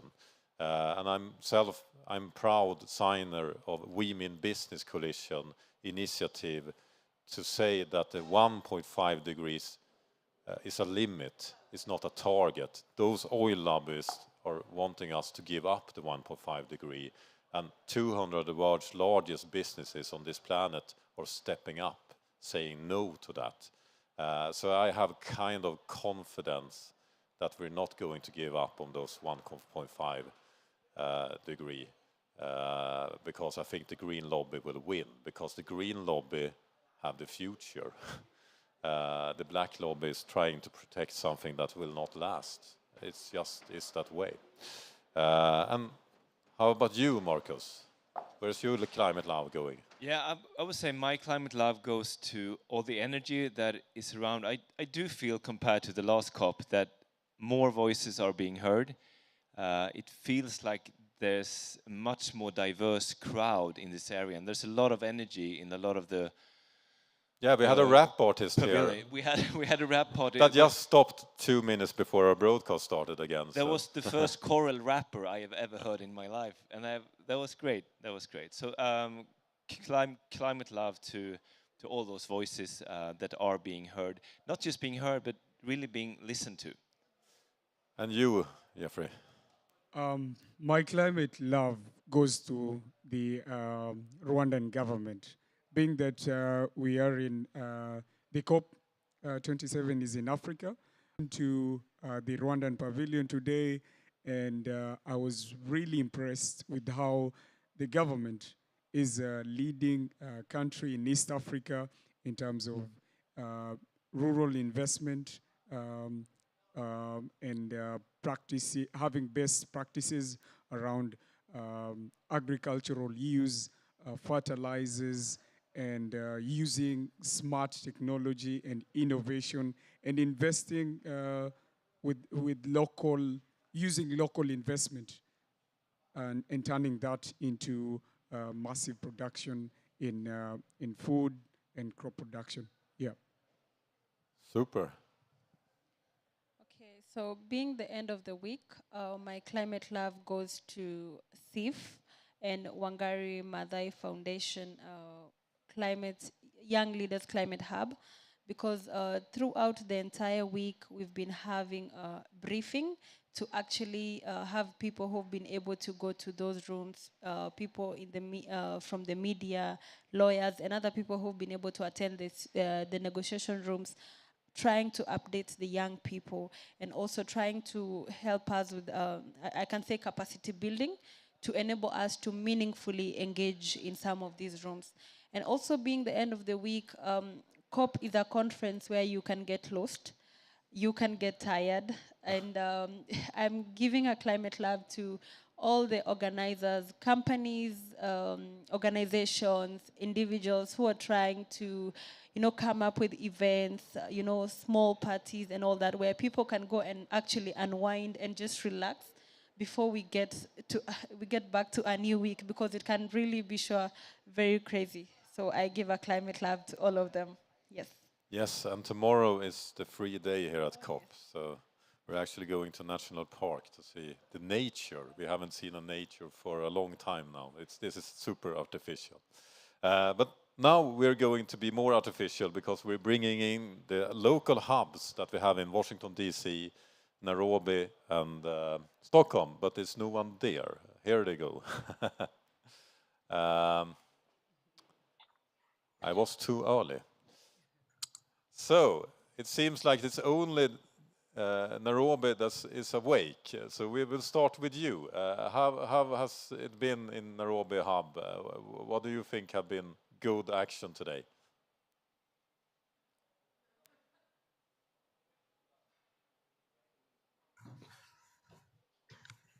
We don't hear you. We think you're muted.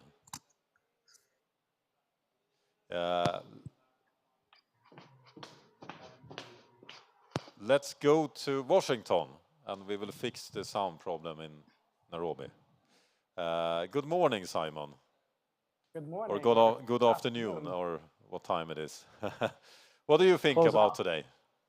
I think today has been another great broadcast. Really enjoyed watching the NCX segment, especially. It was fun to get to see what the green zone looks like at COP, since all the other content have been from the blue zone. And I think NCX has a really interesting solution as well in the way they use AI to really incentivize, to keep track of carbon offsets and really incentivize forest owners to not just cut down their forest and make money from selling the timber, but instead actually creating financial incentives to keep the forests and take care of the forests. So I thought that was really great. Then I'm also prepared with a climate love and a climate warning. Would you like me to save those for later or go ahead with those now? They still seem to sleep in Stockholm and Nairobi is muted, so keep going. Perfect. I'll give you my climate love first then. And I would like to give that to a person that's normally based just about a 10-minute walk from our DC office, and that is President Biden. And I know he's faced a lot of criticism, but I do want to give him climate love because he's the only world leader from a major polluting country that's actually decided to even show up at COP. For example, we didn't have the Chinese leader, the Russian leader, the Indian leader were no-shows. So I do think Biden deserves some credit for actually showing up. And then even more importantly, why I really want to give him climate love is because of a new rule that the Biden administration just proposed, which is a new rule that requires large federal contractors. And as a large contractor is anyone that are selling goods for more than $7.5 million a year.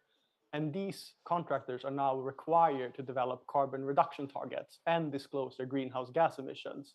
And I know they're working with organizations like CDP and the Science Based Target Initiative to make sure that these targets are developed in a good way and that actually happens. And given that the US is still the world's largest single buyer of goods and services, purchasing goods for more than 630 billion just last year, I think this can have huge ripple effects. So I'm really happy about this decision. So climate love to Joe Biden for that. And then my climate warning is going to the natural gas industry, which is also very present around my office here in DC, with tons of lobbyists from the natural gas industry in DC. But it looks like they're trying to use COP27 as an opportunity to rebrand natural gas as a solution to the climate crisis. And I think if you would talk to any climate scientist, they would say that that's not according to science. The science is clear. Natural gas is not green, and it's not part of the solution to the climate crisis. So my climate warning goes to the natural gas industry. And that's all from DC for now. I think that was two very good love and warning. I think that we should rename this natural gas to what it is, fossil gas. It's not a solution, it's the problem. And Nairobi, are you awake and have you sound now? You're awake, but still no sound.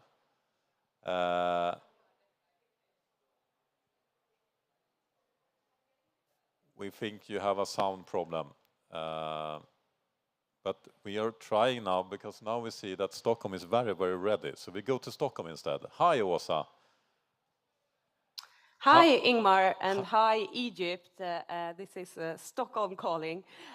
And we are definitely not asleep, but very, very awake. And we've really enjoyed the dialogues today, which has been very interesting on food, especially for me personally, having a food background.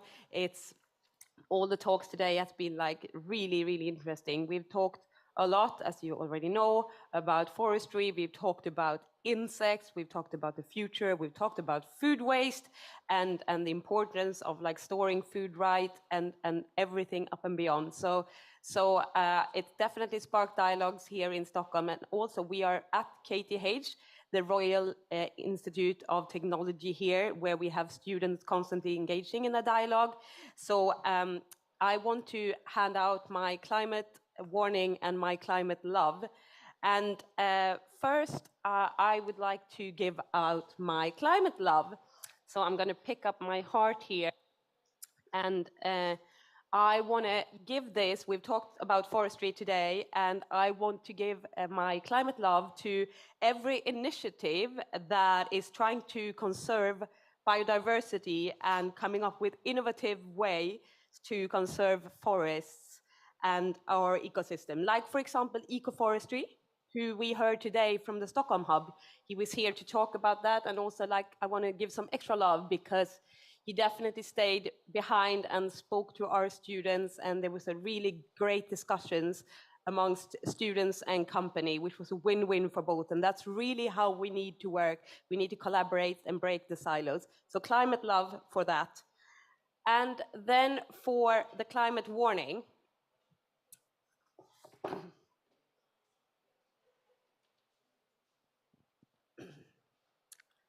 earlier on today, we heard a story from Benjamin, and the story was about Rosa. And Rosa and Benjamin they were both at a summer camp, a summer climate camp.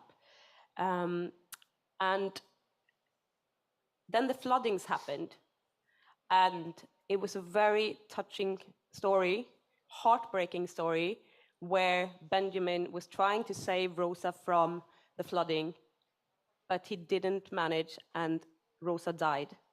And the climate warning goes out to every single action, every single thing that actually makes no one should be dying because of climate change. So that's the biggest warning I can give. No one should be dying, and we need to prevent that from happening. Everyone needs to put in their efforts, so no one should be dying because of climate change. So with that word, I want to obviously put it on a positive note and reiterate what was just said before in the panel, that everyone can get involved, and there is so many innovative solutions out there. So find your passion and what you really want to put your energy in, and get involved, and just do it. Thank you from Stockholm. Thank you, Åsa. It was a very strong reading. Unfortunately, we still don't have any connection with the author, Kim Stanley Robinson, but I hope we could manage to get him on another day next week, because I'm very curious to hear his own thoughts about many things. One reflection from my side regarding your warning is when in the chapter that we heard before, we're talking about, what if I kill this person? Not because that person is doing a bad job, because that person is not doing it enough, maybe that person will get replaced with someone else. I don't want to kill anyone, of course, but I think everyone in power needs to realize that the time to do something and save humanity is now. It's on their path. It's on their watch. It's their leadership that needs to take us to a future. And if they're not willing to do that, they should just step down. Because others, like the youth we have seen here today, for example, and many, many others, they have the knowledge, they have the will, they have the courage. So if you're a leader out there, and you're not doing enough, and you feel this inside, I know you do it, either you step up or you step down, because you can't just stay there and do nothing. Now we have sound from Nairobi, hopefully. Hi, Igma. Sorry for the audio. I hope you can hear me right now. Today we were very happy to have hosted the Jomo Kenyatta University of Agriculture and Technology here at MKU, and they were very conversation on food and sustainable agriculture, and especially when the conversation looked a lot about using organic systems to grow food and how to minimize food waste. That's from very important parts of our conversation. And we also happened to host a panel from the student leadership, catching from students studying environmental science and environmental engineering and agricultural engineering. And we're able to capture their reflections on where they feel that their contribution will be towards addressing the climate crisis. And it was impressive for us to see there is a lot of hope from the younger generation, showing that we have ways to decarbonize our environment, and we can be able to use integrated agriculture technologies to be able to accelerate our efforts toward net zero. But also how to integrate circular agriculture in small-scale farming, and especially by use of recycling and other circular approaches. And I'm very happy to have finally been able to connect, because I felt like based on today's topic, the organizers of this broadcast today really did an impressive job, and for two reasons. One is on the focus and inclusion of women. We had quite a good representation of women in the panel. Women are usually the people who do for food in the house and feed the household. That was a really good headshot. And I want to that we don't have time and the exponential roadmap to zero, because that really shows there is deliberate inclusion of women in this conversation. And this is taken from the fact that a photo of the world leader that circulated the other day showed that there is lacking of women at the high level of leadership. And that was a really good thing. And the other thing is the inclusion of people in the global south. There is quite a good representation of Africans and people from the global south in this conversation. And given that these countries are the ones that are suffering the most when it comes to their food production systems being threatened, I felt that was really good to center us in the conversation around food. So kudos to everyone who participated in this broadcast. It was beautiful, it was amazing, it was very informative.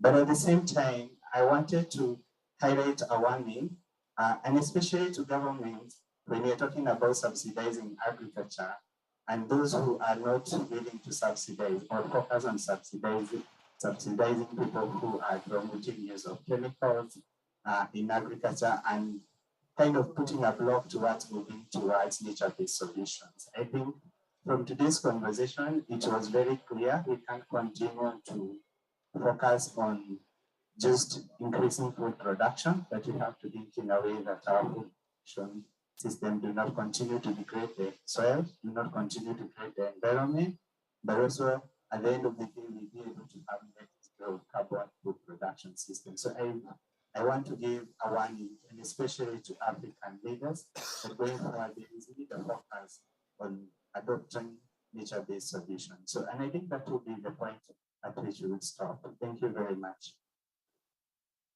Thank you, Nairobi.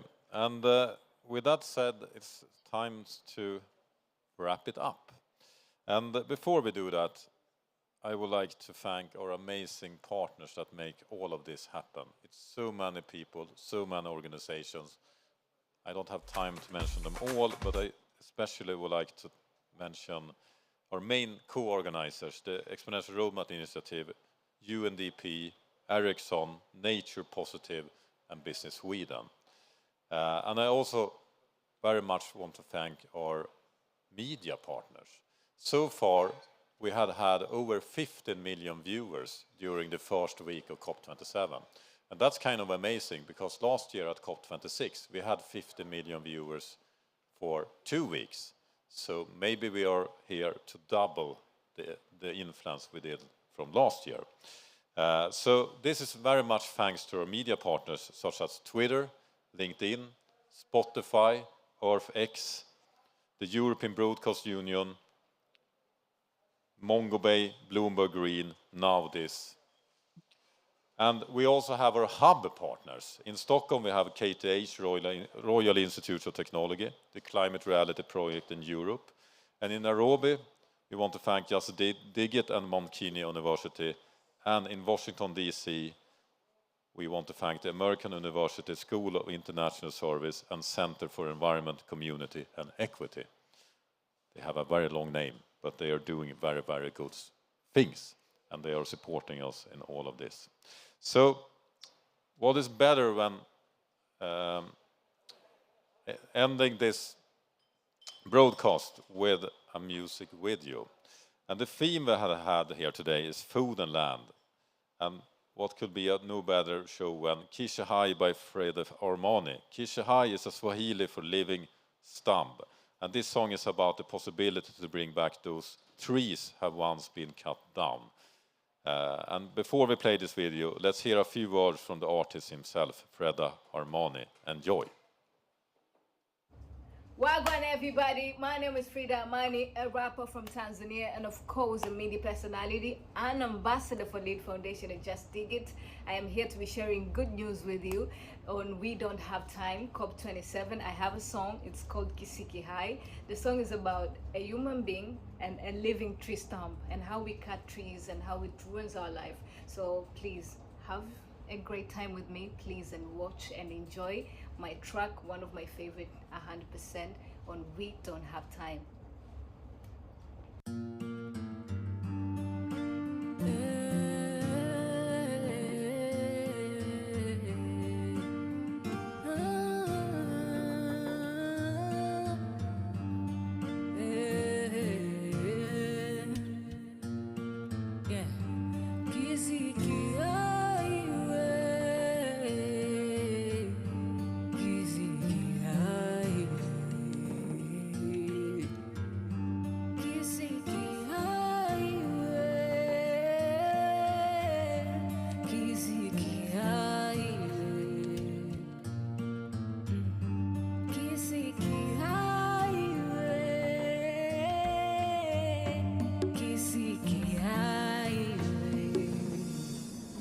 Hii ni story kati ya binadamu na kisiki, kwenye ardhi isiyo na miti, kwenye ukame uliotishia jangwa. Mbele ya kisiki binadamu huyo akaja na jembe lake begani, akakisogelea jirani, akiona nia ya kukiteketeza.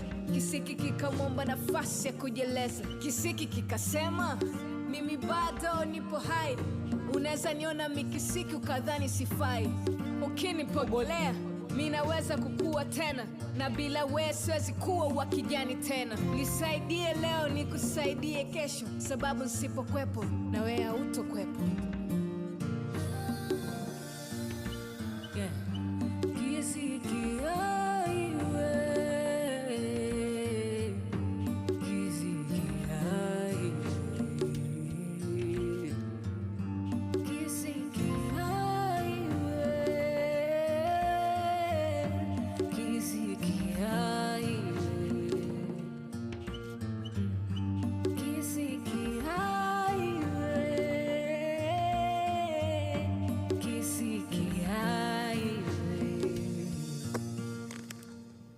Kabla hujashusha jembe chini, sijui kama unanikumbuka mimi ndo yule lokupa kivuli, ndo yule lokupewa nzuri. Umesahau? Embu kumbuka nilipokupa ardhi yenye rutuba, nikaongeza mavuno yakawa makubwa, mifugo yako nilivyoitunza, ila bado ukanikata nilipokuwa mti, ukanipa jina jipya ukaniita kisiki. Ila una nafasi ya kunirudisha nikawa mti wenye maisha. Ukinipobolea mimi naweza kukua tena, na bila wewe siwezi kuwa wa kijani tena. Nisaidie leo nikusaidie kesho, sababu nisipokwepo na wewe hautokwepo.